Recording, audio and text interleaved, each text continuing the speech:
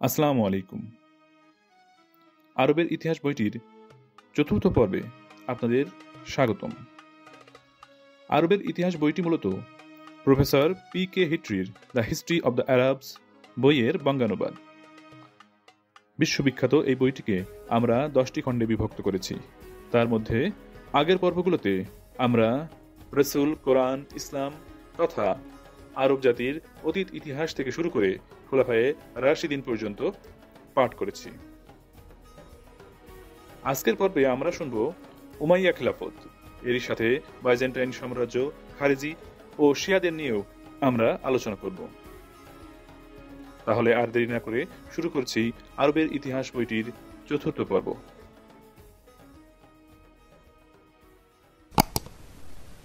Umayya খিলাফত। মুয়াবিয়া নিজেকে আনুষ্ঠানিকভাবে খলিফা হিসেবে 40 হিজরি সনে জেরুজালেম ঘোষণা করেছিলেন। প্রাদেশিক সরকারে তার ক্ষমতাসীন হবার সঙ্গে সঙ্গে দামাস্কাস মুসলিম সাম্রাজ্যের রাজধানীতে পরিণত হয়। সালিশি আলোচনা চলার সময় মুয়াবিয়ার ডান হাত বলে পরিচিত আমর ইবনে আল আস আলী পণ্ডিতের কাছ থেকে মিশর ছিনিয়ে নিলেন। সেই সময়ে ইরাক আলী ও ফাতিমার বড় ছেলে হাসানকে আলীর আইনসঙ্গত উত্তরাধিকারী ঘোষণা করল। এখানে উল্লেখ্য যে সুফিয়ানীদের প্রতিনিধিত্বের প্রতি মক্কা ও মদিনার আনুগত্যে দ্বিধাহীন ছিল না, কারণ মক্কার পতনের আগে এই প্রতিনিধিরা মুহাম্মদকে অস্বীকৃতি জানিয়েছে। আসলে ইসলাম ধর্মের প্রতি তাদের আনুগত্য দৃঢ় বিশ্বাসের ভিত্তিতে গড়ে না ওঠে, হয়ে উঠেছিল নিছক কিছু সুবিধা লাভের হাতিয়ার। হাসানের আগ্রহ সিংহাসন অপেক্ষা হারেমে গৃহ মধ্যে ছিল বেশি। রাজ্য পরিচালনায় তিনি তেমন অনুৎসাহী ছিলেন। মদিনায় নিরুদ্বেগ ও পরিতৃপ্ত জীবনযাপনের জন্য তিনি তার আগে বেশি দক্ষ প্রতিদ্বন্দ্বীর হাতে সিংহাসন ছেড়ে দিয়েছিলেন। তবে তার আগে মুয়াবিয়ার অনুমোদনে নিজের জন্য বেশ মোটা পরিমাণ অনুদান ও পেনশনের ব্যবস্থা করেছিলেন। এর মোট পরিমাণ ছিল কুফা রাজভাণ্ডার থেকে আজীবন 5 মিলিয়ন বা 50 লক্ষ দিরহাম এবং পারস্যের একটি জেলা থেকে আদায় করা রাজস্বের সমষ্টি। হারামের কোনো এক ষড়যন্ত্রের পরিণতিতে সম্ভবত বিষ প্রয়োগের মাধ্যমে মাত্র 45 বছর বয়সে 669 সালে তার মৃত্যু হয়। কিন্তু তার আগে হাসানের বিবাহ ও বিবাহ বিচ্ছেদের সংখ্যা 100-তে পৌঁছেছিল বলে শোনা যায়। এর জন্য তিনি মিতলাক মানে মহান বিবাহ বিচ্ছেদকারী আখ্যা পেয়েছিলেন। এই ষড়যন্ত্রের জন্য শিয়ারা মুয়াবিয়াকে দায়ী করেন, আর এইভাবে মারা যাওয়ার ফলে হাসান হলেন শহীদ। হাসানের ছোট ভাই হুসাইন মুয়াবিয়ার শাসনামলে মদিনায় অবসর জীবনযাপন করছিলেন।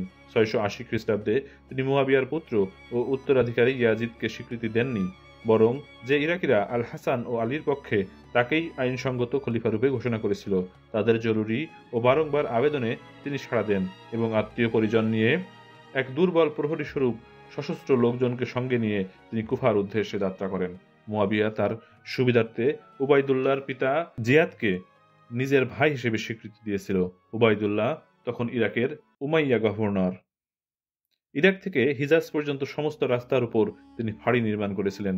61 হিজরি সনে অর্থাৎ 680 সালে মুহররম মাসের 10ম দিনে বিখ্যাত সেনাপতি সাদ ইবনে আবি ওয়াক্কাসের ছেলে ওমর কুফার 25 মাইল উত্তর পশ্চিমে কারবালা প্রান্তরে 4000 সৈন্য নিয়ে হুসাইন ও তার 200 সৈন্যকে চারদিক থেকে ঘিরে ফেলেন। হুসাইন আত্মসমর্পণ করতে না চাইলে তাদের হত্যা করা হয়। মহান পয়গম্বরের নাতির শরীরে বহু আঘাত নিয়ে যুদ্ধক্ষেত্রে মৃত অবস্থায় পড়ে থাকেন। পরে তার মাথাটি দেহ থেকে কেটে নিয়ে দামাস্কাসের ইয়াজিদের কাছে পাঠানো হয়। হুসাইনের বোন ও ছেলেকে সেই কাটা মুন্ডু ফিরিয়ে দেওয়ার পর তারা তা নিয়ে দামাস্কাসে গিয়েছিল। কারবালা প্রান্তরেই আল হুসাইনের দেহ ও কাটা মুন্ডু কবরস্থ করা হয়। তখন থেকে হুসাইনের মৃত্যুবরণকে স্মরণ করার উদ্দেশ্যে শিয়াপন্থী মুসলিমরা প্রতি বছর মুহররম মাসের 10 দিন অনুতাপের দিন হিসেবে পালন করে আসছে। এছাড়া বিরচিত সংগ্রাম ও যুদ্ধক্ষেত্রে নিদারুণ কষ্ট সহ্য করার ঘটনাকে কেন্দ্র করে গভীর আবেগময় দুটি ভাবে পুনরভিনয় করা হয়।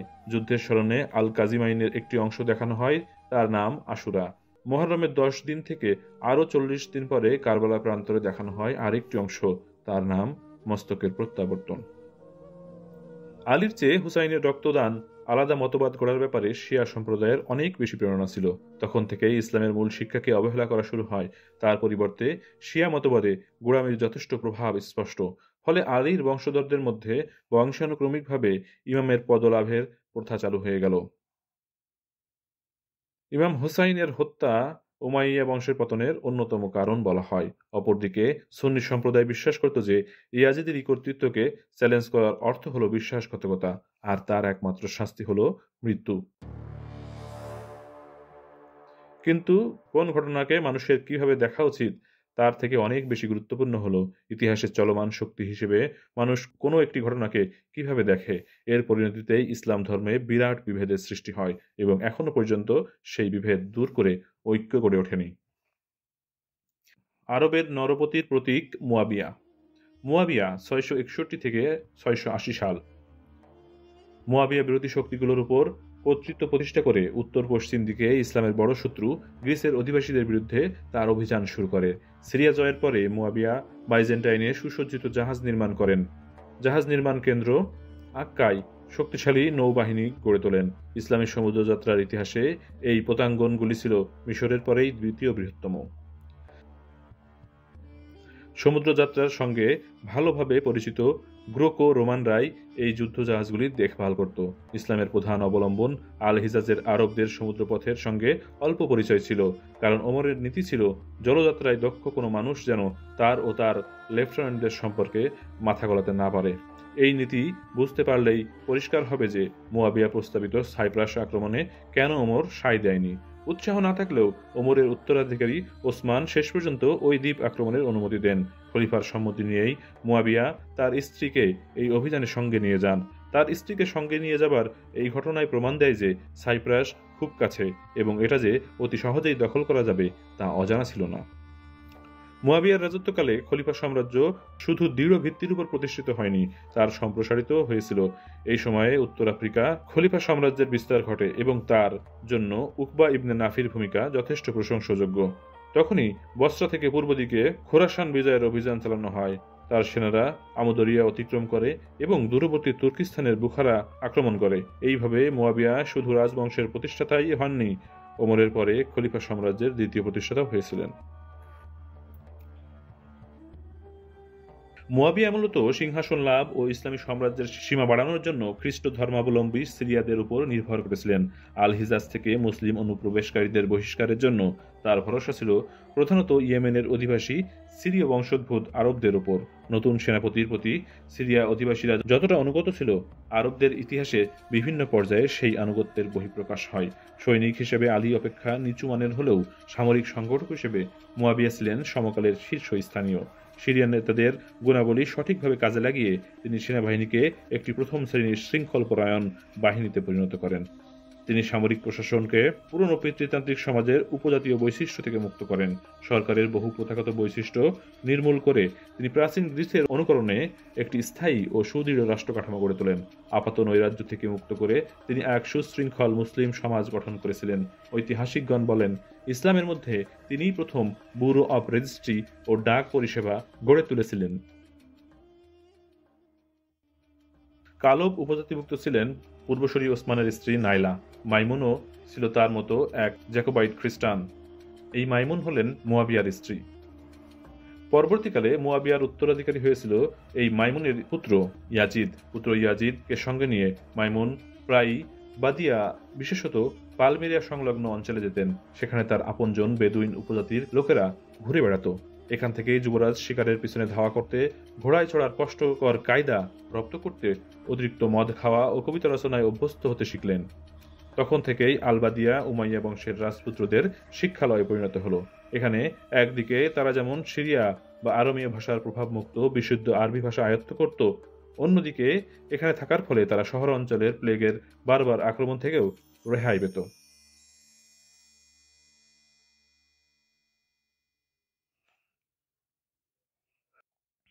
679 খ্রিস্টাব্দে মুয়াবিয়া যখন উত্তরাধিকারী হিসেবে তার পুত্র ইয়াজিদকে মনোনীত করেন, তখন বিভিন্ন প্রদেশ থেকে প্রতিনিধিদের আনিয়ে তাদেরকে আনুগত্যের শপথ পাঠ করানো হয়। এর দ্বারা তিনি খলিফা পদে উপযুক্ত ব্যক্তি মনোনয়নের বংশানুক্রমিক রীতির প্রচলন করেছিলেন। পরবর্তীকালে আব্বাসীয় সহ অন্যান্য রাজবংশ এই নীতি অনুসরণ করেছিল।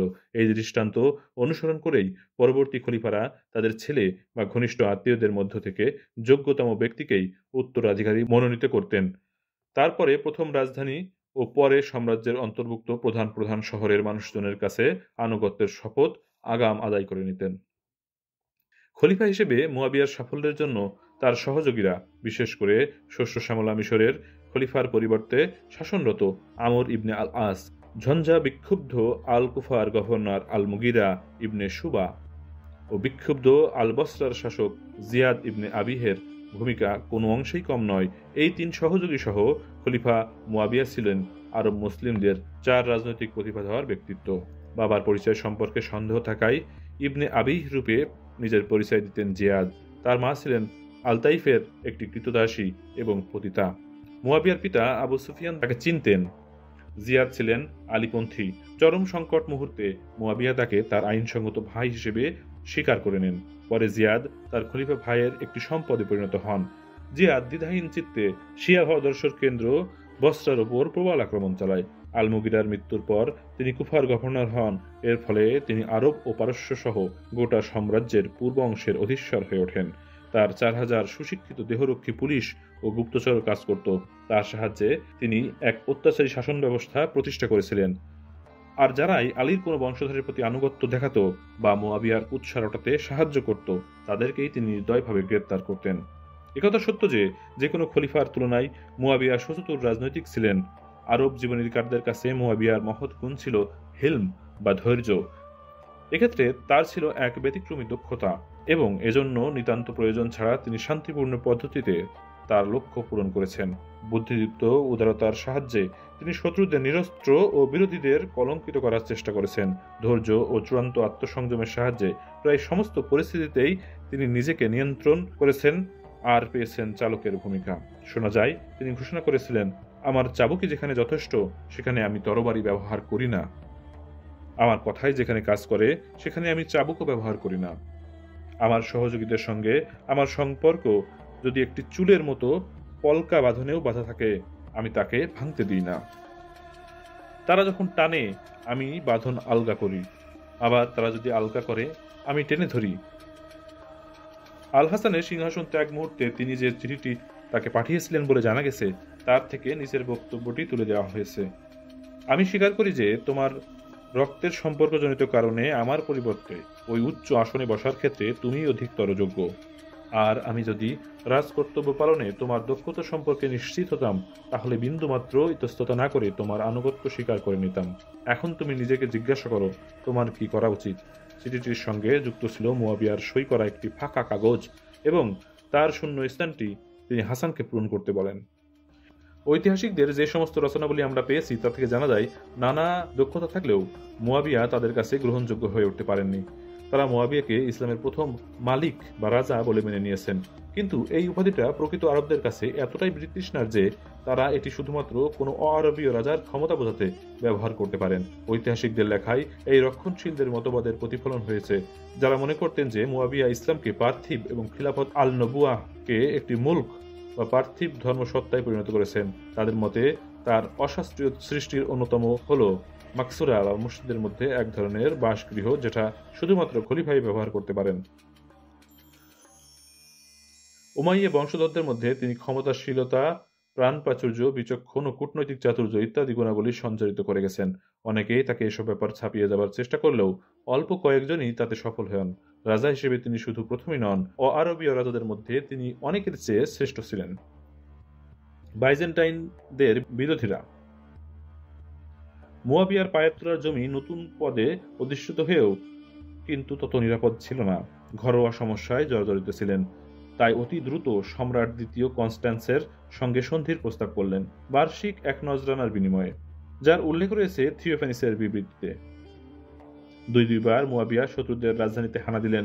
এশিয়া মাইনর ও রোমান ভূখণ্ডে এই অভিযানের মূল উদ্দেশ্য ছিল লুট করা ও লুটের মাল দখল করে নেওয়া। অবশ্য কনস্টান্টিনোপলের ক্ষীণ চাহনির ইশারাও যে নেপথ্যে ছিল না তা বলা যায় না। ধীরে ধীরে এই লুণ্ঠন অভিযান বার্ষিক এক কাজ হয়ে গেল। এতে সৈন্যবাহিনীদের শারীরিকভাবে পটু রাখা এবং প্রশিক্ষণের কাজটা হয়ে যেত। তবু আরবের লোকজন কখনো এশিয়া মাইনর অঞ্চলে স্থায়ী আস্তানা গড়ার প্রয়াসে সফলতা লাভ করেনি।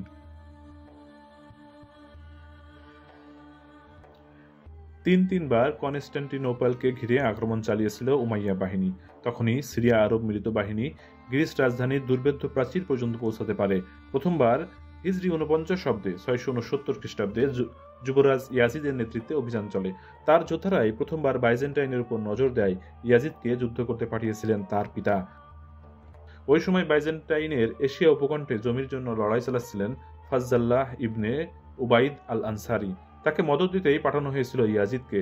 এছাড়া যেসব গোড়াপন্থীরা ইয়াজিদের ভাবি খলিফা হওয়ার প্রতি তির্যক দৃষ্টি হেনে বিরোধিতা করেছিল, তাদের জব্দ করতেও ইয়াজিদ এই অভিযান চালায়। যুবরাজ হিসেবে ইয়াজিদ সাহসী বেশ নাম কিনে ফাতা আল আরব উপাধি লাভ করেন। আগামীর বর্ণনায় আছে যে আরব ও বাইজেন্টাইন যোদ্ধাদের উদ্বুদ্ধ করতে দুটি পৃথক তাঁবু থেকে জয়ধ্বনি শোনা গিয়েছিল। ইয়াজিদ খবর পেলেন যে একটি তাঁবু রোমের রাজকন্যার দখলে আর অন্যটি জাব্বাল্লাহ ইবনে আল আইয়ামের কন্যা। খবর শুনে ইয়াজিদ অসামান্য তৎপরতায় অবরুদ্ধ করতে অভিযান চালান এবং গাসসানীয় রাজকন্যাকে তুলে আনেন। অবশ্য ইয়াজিদের অভিযানে প্রকৃত রূপকথার বীর ছিলেন বর্ষিয়ান আবু আইয়ুব আল আনসারি। তিনি ছিলেন মুহাম্মদের বিশিষ্ট আদর্শবাহী অনুগামী। হিজরতের পরবর্তীকালে তিনি মুহাম্মদকে মদিনায় নিজের আবাসে আশ্রয় দেন, যার উপস্থিতি ছিল ইয়াজিদ শিবিরের কাছে আশীর্বাদ স্বরূপ। অথচ যুদ্ধ জয়ের মুখে আবু আইয়ুব আমাশয় রোগে মারা যান। তাকে কনস্টান্টিনোপলের প্রাচীরের সামনে কবর দেওয়া হয়। সেই কবরস্থানে এরপরেই খ্রিস্টান গ্রিকদের কাছে পবিত্র স্থানে পরিণত হয়। তারা খরার সময় এই কবরস্থানে এসে প্রার্থনা করত বৃষ্টির জন্য।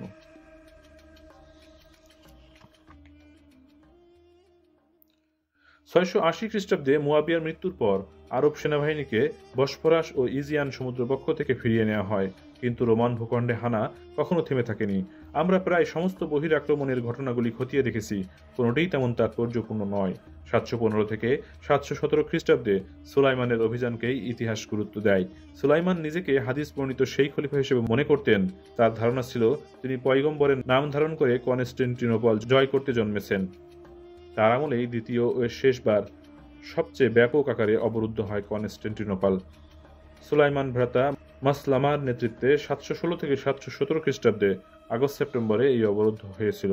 বিভিন্ন কারণে আরবদের অভিযানের মধ্যে সবচেয়ে ভয়ঙ্কর এবং উল্লেখযোগ্য এই অবরোধ ইতিহাসে স্বর্ণখচিত হয়ে রয়েছে। অবরোধকারীরা জল স্থল দুদিক দিয়েই ভয়ঙ্কর অভিযান চালিয়েছিল।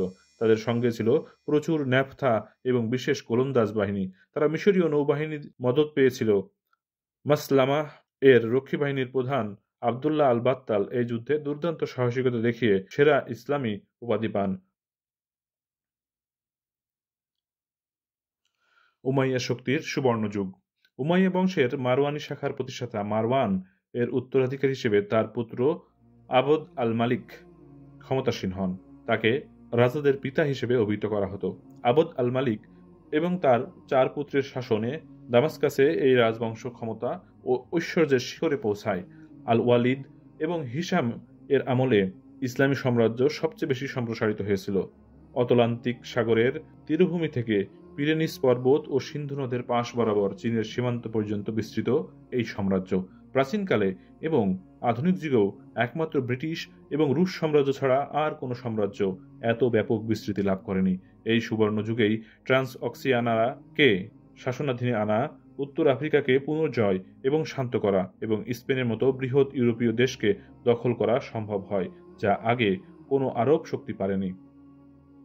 এই যুগেই প্রশাসনে জাতীয়করণ বা আরও স্পষ্ট করে বললে আরবীকরণ করা হয়। প্রথম খাঁটি আরবি মুদ্রার প্রচলন হয়, ডাক ব্যবস্থার উন্নতি হয়। আজ মুসলিমদের পবিত্র তীর্থস্থান হিসেবে বিশ্বে যাকে তৃতীয় হিসেবে গণ্য করা হয়, সেই জেরুজালেম, সেই ডোম অফ দি রক বা পাথরের গম্বুজ বিশিষ্ট মসজিদ এ যুগেই নির্মিত হয়। ক্ষমতাসীন হওয়ার পরেই এবং তার শাসনকালের প্রথম দশকে খলিফা আবদ আল মালিক এর শত্রুর অভাব ছিল না। এই ব্যাপারে পূর্বসূরি মুয়াবিয়ার সঙ্গে তার মিল ছিল। তার মতোই মালিককে নানা ক্ষেত্রে বহু শত্রুর মুখোমুখি হতে হতো। তবু তার শাসনের দ্বিতীয় দশকের শেষাশেষি তার মৃত্যুর পর পুত্র আল ওয়ালিদ যে সাম্রাজ্য হাতে পান, তা দস্তর মতো সংহত এবং শান্ত ছিল। শুধু যে সমগ্র ইসলামী বিশ্বকে এই সাম্রাজ্য নিয়ন্ত্রণে এনেছিল তাই নয়, অনেক নতুন রাষ্ট্রকেও জয় করেছিল। আল ওয়ালিদ ছিলেন একজন যোগ্য পিতার সুসন্তান। ওমর এবং ওসমানের আমলে সিরিয়া, ইরাক, পারস্য, মিশর দখলে ছিল ইসলামী বিজয়ের প্রথম পর্ব। এরপর নতুন পর্ব শুরু হয় আবদ আল মালিক এবং আল ওয়ালিদের আমলে।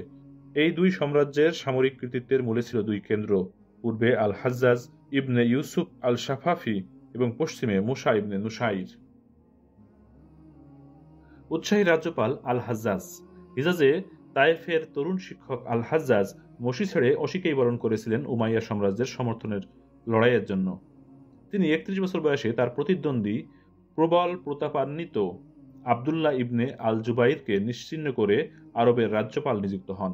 জুবাইর ৯ বছর ধরে এই পদে ব্রত ছিলেন এবং তার উপাধি ও ক্ষমতা ছিল খলিফার সমান।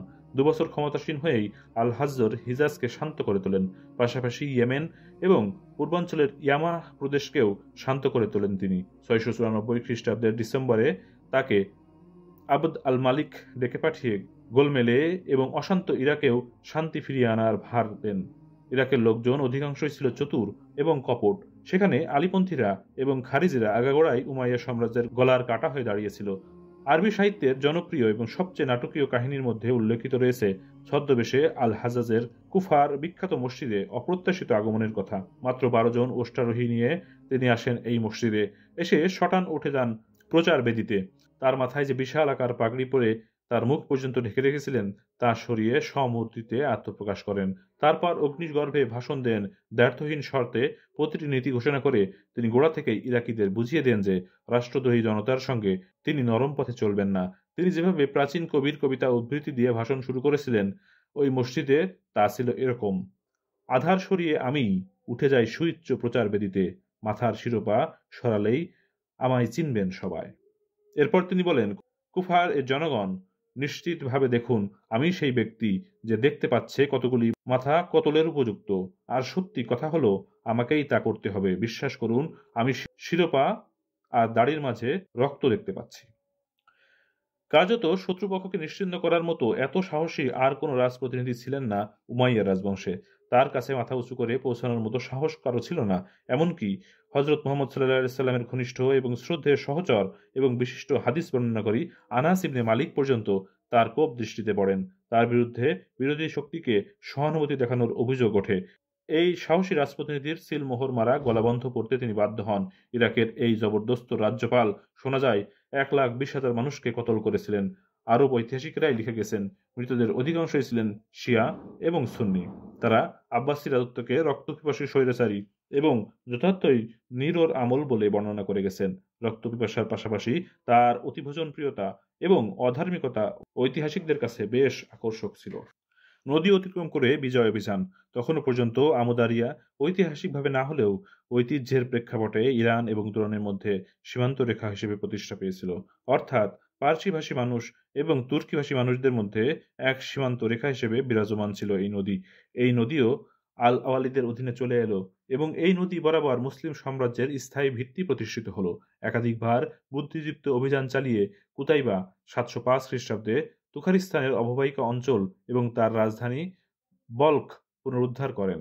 এছাড়া ৭০৬ থেকে ৭০৯ খ্রিস্টাব্দ জয় করেন বুখারা, যা ছিল আল সুগাহের অভ্যন্তরে। এর চারপাশের ভূখণ্ডও জয় করলেন তিনি। ৭১০ থেকে ৭১২ খ্রিস্টাব্দে তিনি সমরকন্দ এবং পশ্চিমে খোয়ারিজম অঞ্চল দখল করেন। ৭১৩ থেকে ৭১৫ খ্রিস্টাব্দে তিনি জ্যাক্সার প্রদেশ, বিশেষত ফরগনায় অভিযান চালালেন।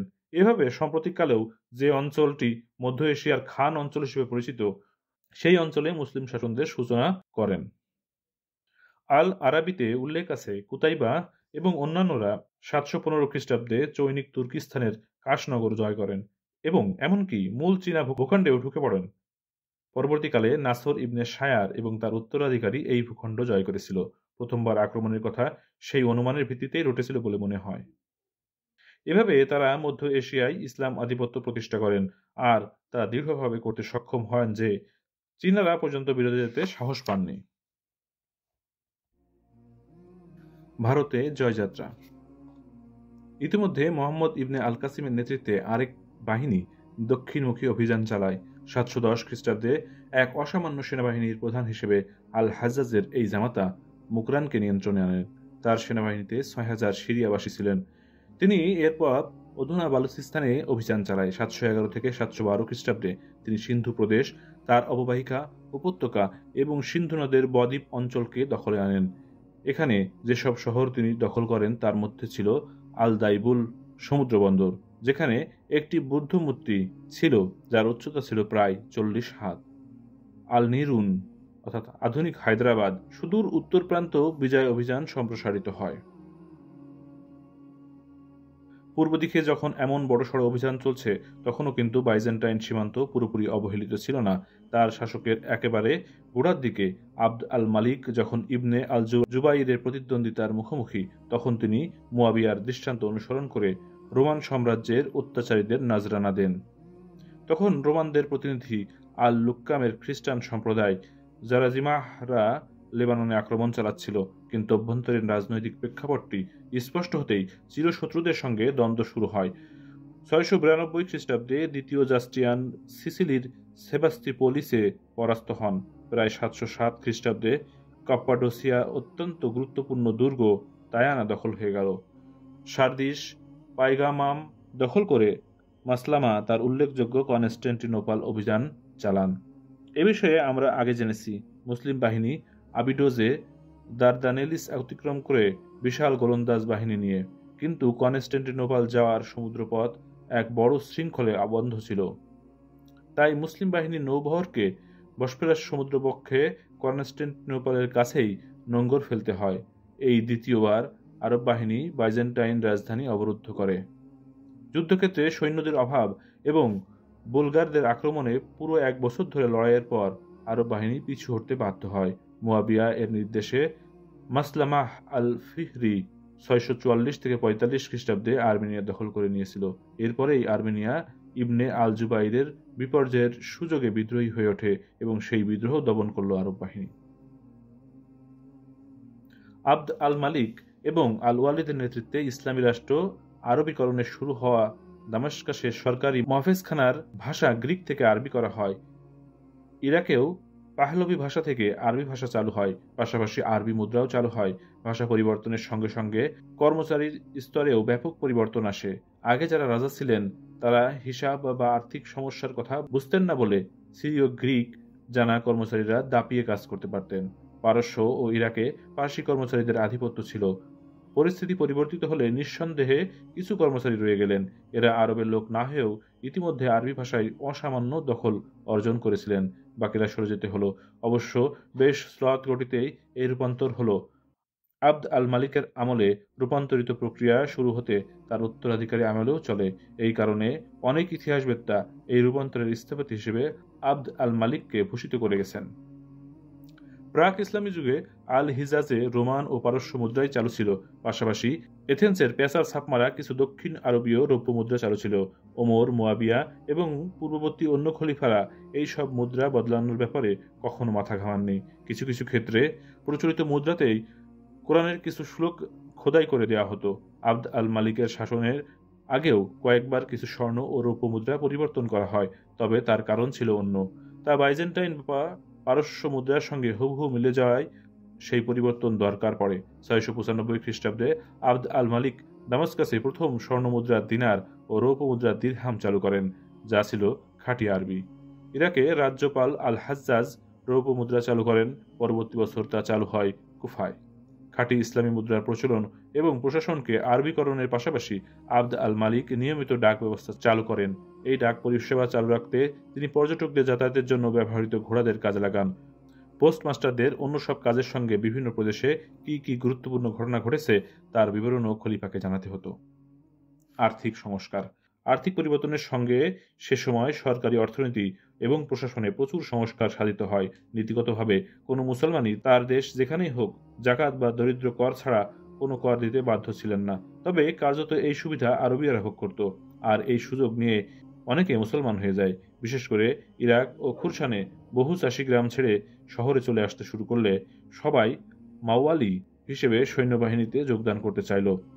তা করলেও এতে রাজকোষের দ্বিগুণ ক্ষতি হলো, কারণ সবাই ধর্ম পাল্টে মুসলমান হয়ে যেতে কর বাবদ আয় ভীষণ কমে গেল। এছাড়া সরকারি সৈন্য হিসেবে সবাই অনেক ভর্তুকি পাওয়ার অধিকারী হলেন। আল হাজ্জাজ এসব দেখে এই লোকজনকে ফের চাষের কাজে ফেরাতে বিশেষ উদ্যোগ নেন এবং কাজ হাসিল করতে যারা সেনাবাহিনীতে যোগদান করেছিল এবং যারা ধর্মান্তরিত হয়েছিল তাদের আগের জীবনে যে কর দিতে হতো তার চেয়ে দ্বিগুণ হারে কর ধার্য করলেন। এই করের হার ছিল খারাজ অর্থাৎ জমি কর এবং জিজিয়া মাথাপিছু কর। এমনকি আরবে যেসব লোকজন জমি কিনে জমির মালিক হয়েছিল তাদের জমি খারাজ এলাকায় হলে তাদের প্রচলিত জমির কর দিতে হতো। খলিফা দ্বিতীয় ওমর 717 থেকে 720 খ্রিস্টাব্দ পর্যন্ত, যার সময়কাল। খলিফা দ্বিতীয় ওমর অবশ্য ধর্মান্তরিত হওয়া মুসলিমদের অসন্তোষ দূর করতে কিছু ব্যবস্থা নেন। তিনি পুনরায় প্রথম ওমরের নীতি চালু করলেন। নিয়ম হলো, আরবের লোকই হোক বা মাওলাই হোক না কেন, কোনো রকম কর দিতে হবে না। তবে তিনি পরিষ্কার ঘোষণা করলেন যে খারাজ জমির মুসলমানদের যৌথ সম্পত্তি।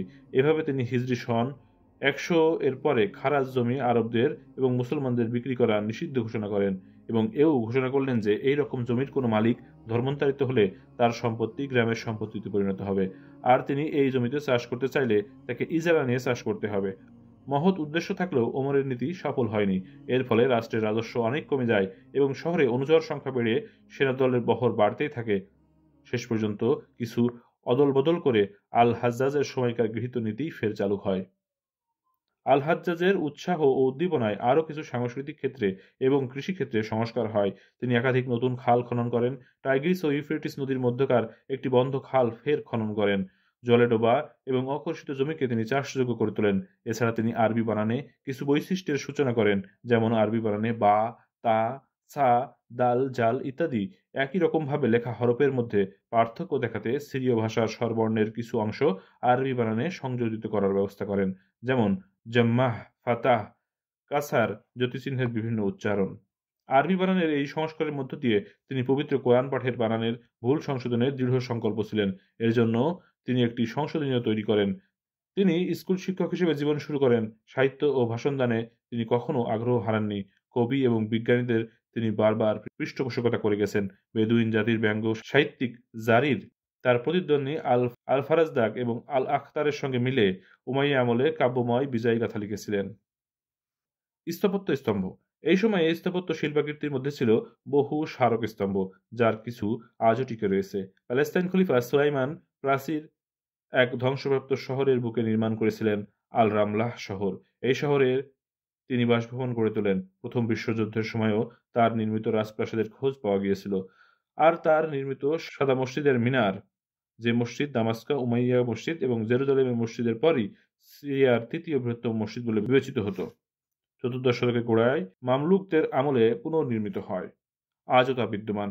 সুলাইমানের আমলে তার সাম্রাজ্যের রাজধানীতে খলিফাদের থাকা বন্ধ হয়। হিসাম বাস করতেন আল রাক্কার কাছে আল রুসাফা নামের এক উপনিবেশে।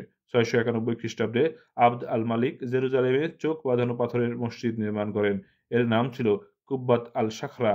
ইউরোপীয়রা ভুল করে এই মসজিদকে ওমরের মসজিদ বলে ভাবত। আবদ আল মালিক এই মসজিদ নির্মাণ করেছিলেন তার প্রতিদ্বন্দ্বী ইবনে আল জুবাইর এর মক্কায় মসজিদের তীর্থযাত্রীদের যাওয়া আটকাতে। এই মসজিদ যে আবদ আল মালিক নির্মাণ করেছিলেন তা এই মসজিদের গম্বুজে খোদিত কুফি লিপি থেকেই প্রতীয়মান। ১০০ বছর পরে এই মসজিদের সংস্কার করেন আব্বাসি আল মামুন। তিনি আবার ফন্দি করে এই মসজিদ গাত্র থেকে আবদ আল মালিকের নাম তুলে দিয়ে নিজের নাম খোদাই করে দেন, কিন্তু তিনি মসজিদের স্থাপত্য সাল তারিখ পরিবর্তন করতে ভুলে যান। আব্বাসীয় নামের অক্ষরগুলি ঘেঁষাঘেঁষিভাবে খোদিত হয়েছিল, কারণ মসজিদের মূল স্রষ্টা আবদ আল মালিকের নাম যেখানে খোদিত ছিল ঠিক সেই অল্প জায়গাতেই তা লেখা হয়। মসজিদের মিনারের গায়েই এবং পবিত্র স্থানের দক্ষিণ অংশে আবদ আল মালিক অন্য এক মসজিদ স্থাপন করেন। সম্ভবত এখানে একটি গির্জা ছিল। স্থানীয় লোকজন এই মসজিদকে আল মসজিদ আল আকসা বলে অভিহিত করতেন। তবে এই অঞ্চলের সমস্ত ধর্মস্থানগুলিকে এই নামে অভিহিত করা হতো বলেও অনুমান করা হয়। আল হারাম আল শরীফ হলো এই দলের অপর নাম, অর্থাৎ মক্কা ও মদিনার মসজিদ থেকে ঈষৎ কম পবিত্র স্থান। উমাইয়া বংশের সবচেয়ে কীর্তিমান রাজা ছিলেন আবদ আল মালিকের পুত্র আল ওয়ালিদ, যার শাসনামলে তুলনামূলকভাবে শান্তি ও সমৃদ্ধি বিরাজমান ছিল। এই খলিফার ভবন নির্মাণের প্রতি আগ্রহ এত বেশি ছিল যে তার আমলে যখনই দামাস্কাসের একজন লোক কোনো সুদৃশ্য ভবনের সামনে জড়ো হতেন, তখন তাদের আলোচনার বিষয়বস্তু হতো এই ভবনের কারুকার্য। আর সুলাইমানের আমলে রন্ধনবিদ্যা এবং সুন্দরী নারী ছিল আলোচ্য বিষয়। ওমর ইবনে আবদ আল আজিজের আমলে ধর্ম ও কোরআন ব্যাপকভাবে চর্চা হতো। আল ওয়ালিদ মাত্র 40 বছর বেঁচে ছিলেন। তার জীবদ্দশায় মক্কার বিখ্যাত পবিত্র মসজিদ আরও বিস্তৃত ও সৌন্দর্যমণ্ডিত করা হয়। মদিনার মসজিদ পুনর্নির্মিত হয়। সিরিয়ায় তার আমলে প্রচুর বিদ্যালয় ও ধর্মস্থান এবং কুষ্ঠরোগীদের চিকিৎসালয়, খঞ্জ এবং অন্ধদের সংস্থা স্থাপিত হয়। মধ্যযুগে হয়তো তিনিই প্রথম শাসক যিনি পুরনো রোগে অসুস্থদের চিকিৎসার জন্য হাসপাতাল নির্মাণ করেন। এই মুসলিম শাসকের দৃষ্টান্ত অনুসরণ করে পরবর্তীকালে পশ্চিম দেশগুলিতে এমন বহু সংক্রামক রোগের হাসপাতাল নির্মিত হয়। উমাইয়া বংশের অন্য খলিফাদের মধ্যে দ্বিতীয় ওমর এবং হিশাম ছাড়া অন্য আর কারো বিষয়ে উল্লেখযোগ্য কিছু নেই। দ্বিতীয় ওমর পুরোপুরি ধর্মতত্ত্বে বিশ্বাসী ছিলেন। তিনি জীবনভর ধর্মানুরাগ এবং কঠোর নিয়মানুবর্তিতা সাধনার প্রতি আসক্ত থাকার সুনাম অর্জন করেন, যা উমাইয়া বংশের অধার্মিকতার ধারা বিপরীত মেরুতে অবস্থান করত। কার্যত তিনি ছিলেন উমাইয়া বংশের একজন সাধু। আবদ আল মালিকের চতুর্থ পুত্র ছিলেন হিশাম। হিশামের আমল শেষ হওয়ার পরই উমাইয়া বংশের সুবর্ণ যুগের অস্তমিত হল। আরবি ও ঐতিহাসিকগণ সঠিকভাবেই হিশামকে উমাইয়া বংশের তৃতীয় এবং শেষ দেশনায়ক হিসেবে অভিহিত করেন। স্পেনে উমাইয়া বংশের উত্তরাধিকারী হিশাম পুত্র মুয়াবিয়া তখন যুবক। তিনি একবার শিকার করতে গিয়ে ঘোড়া থেকে পড়ে মারা যান। তখন হিশাম মন্তব্য করেন, আমি ওকে খলিফা বানানোর জন্য মানুষ করছিলাম, কিন্তু সে হয়ে গেল শিয়াল। আল ইরাকে হিশামের রাজ্যপাল ছিল খালিদ ইবনে আবদুল্লাহ আল কাশারি। তার নেতৃত্বে ইরাকের সমৃদ্ধির দ্বার খুলে যায়। বিশেষ করে হাসান আল নাবাতির কারিগর এবং নিষ্কাশন সংক্রান্ত রাজকর্ম বিস্তৃত হচ্ছিল ইরাক জুড়ে। এই খালিদ রাজস্ব তসরুপ করে 1,30,00,000 দিরহাম আত্মসাৎ করে। রাজস্ব থেকে এর 3 গুণ অর্থ নয়ছয় করেন তিনি। শেষ পর্যন্ত খালিদ তার পূর্বসূরি অপরাধীদের পরিণতি লাভ করেন। 738 খ্রিস্টাব্দে তাকে গ্রেপ্তার করে কারাগারে নিক্ষেপ করা হয়। সেখানে নির্যাতনের পর তাকে সরকারি তহবিলের হিসাব দিতে তসরুপের টাকা ফেরত দিতে বাধ্য করা হয়।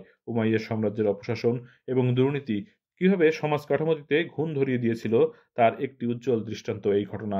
এই সব কারণে উমাইয়া সাম্রাজ্যের পতন ঘটে এবং প্রতিদ্বন্দ্বী আব্বাসীয় বংশের প্রভাব বেড়ে ওঠে। রাত জীবন খলিফাদের সন্ধ্যাকাট্য বিনোদন এবং সামাজিক মেলামেশার মাধ্যমে মুয়াবিয়া এই সময় ইতিহাস ও গল্প শুনে কাটাতেন। মূলত দক্ষিণ আরবের ইতিহাসে আগ্রহী ছিলেন তিনি। এছাড়া কবিতা পাঠের শ্রোতা ছিলেন তিনি। তার মনোরঞ্জনের জন্য আল ইয়ামেন থেকে একজন গল্পকথককে নিয়ে আসা হয়। তার নাম ছিল আবিদ ইবনে সারিয়া, যিনি রাতের পর রাত মুয়াবিয়াকে গল্প এবং অতীতের বীরত্বের কাহিনী শুনিয়ে যেতেন। মুয়াবিয়া গোলাপ জলের সুরভি মেশানো শরবত তখন পান করতে ভালোবাসতেন। শুনতেন আরবি গান। এখনও দামাস্কাস এবং মধ্যপ্রাচ্যের অন্যান্য দেশে এর প্রচলন রয়েছে। বিশেষত মহিলারা এই সব উপভোগ করে। মুয়াবিয়ার পুত্র ইয়াজিদ খলিফাদের মধ্যে নিশ্চিতভাবে প্রথম মদ্যপ ছিলেন। ইয়াজিদ আল খুমুর নাম হয়ে গিয়েছিল তার, অর্থাৎ মদের ইয়াজিদ। তার আগে নেশা ছিল পোষ্য বানরকে নিয়ে মদ পান করা। আবু কাইস নামে এই বানরটিও প্রচুর মদ গিলত। রোজ প্রচুর মদ্যপান করতেন ইয়াজিদ। অন্যদিকে আল ওয়ালিদ একদিন অন্তর অন্তর মদ পান করতেন। হিশাম প্রতি শুক্রবার নামাজ পড়ার পর মদ পান করতেন। আর আবদ আল মালিক মাসে একবার মদ্যপান করতেন। তিনি আবার এত বেশি মদ্যপান করতেন যে নিজেই বমি হবার ওষুধ খেয়ে বমি করতেন। দ্বিতীয় ইয়াজিদ তার রাজসভায় 2 গায়িকা সাল্লামা ও হাবার সঙ্গে ঘনিষ্ঠ সম্পর্ক গড়ে তোলেন।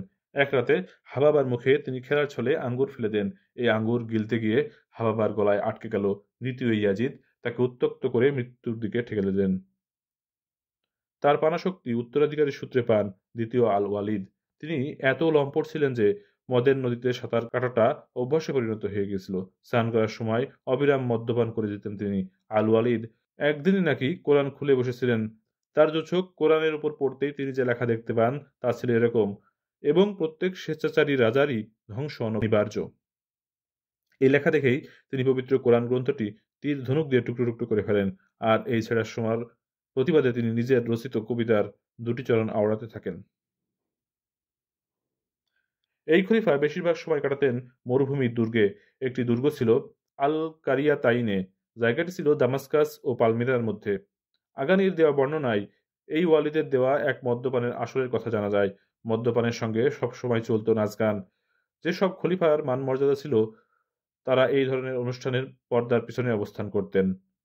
আল ওয়ালিদের মতো খলিফা হলে তিনি মর্যাদার তোয়াক্কা না করে সবার সঙ্গে আসরে হুল্লোড়ে মেতে যেতেন। এইসব আসরে যে একেবারে সাংস্কৃতিক মূল্য ছিল না তা কিন্তু নয়। এতেও নিঃসন্দেহে কবিতা, গান এবং সাধারণভাবে জীবনের নান্দনিক দিকগুলোকে উৎসাহিত করা হতো। সবসময় তা নিছক মাতলামি এবং হুল্লোড় ছিল না। খলিফা এবং তার পরিষদরা আবার নির্ঝঞ্ঝাট এবং কেতাদুরস্ত কিছু কিছু অবসর বিনোদনেরও জড়িত থাকতেন। সেগুলো ছিল ঘোড়ায় চড়া, শিকার এবং পাশা খেলা। আব্বাসী সাম্রাজ্যের আমলে পোলো ছিল রাজাদের প্রিয় খেলা। সম্ভবত পারস্য থেকে এই খেলা প্রচলিত হয় উমাইয়া রাজবংশের শেষার্ধে। এছাড়া মোরগ লড়াইও হতো। আরবে প্রাচীনকালে শিকারের প্রচলন ছিল।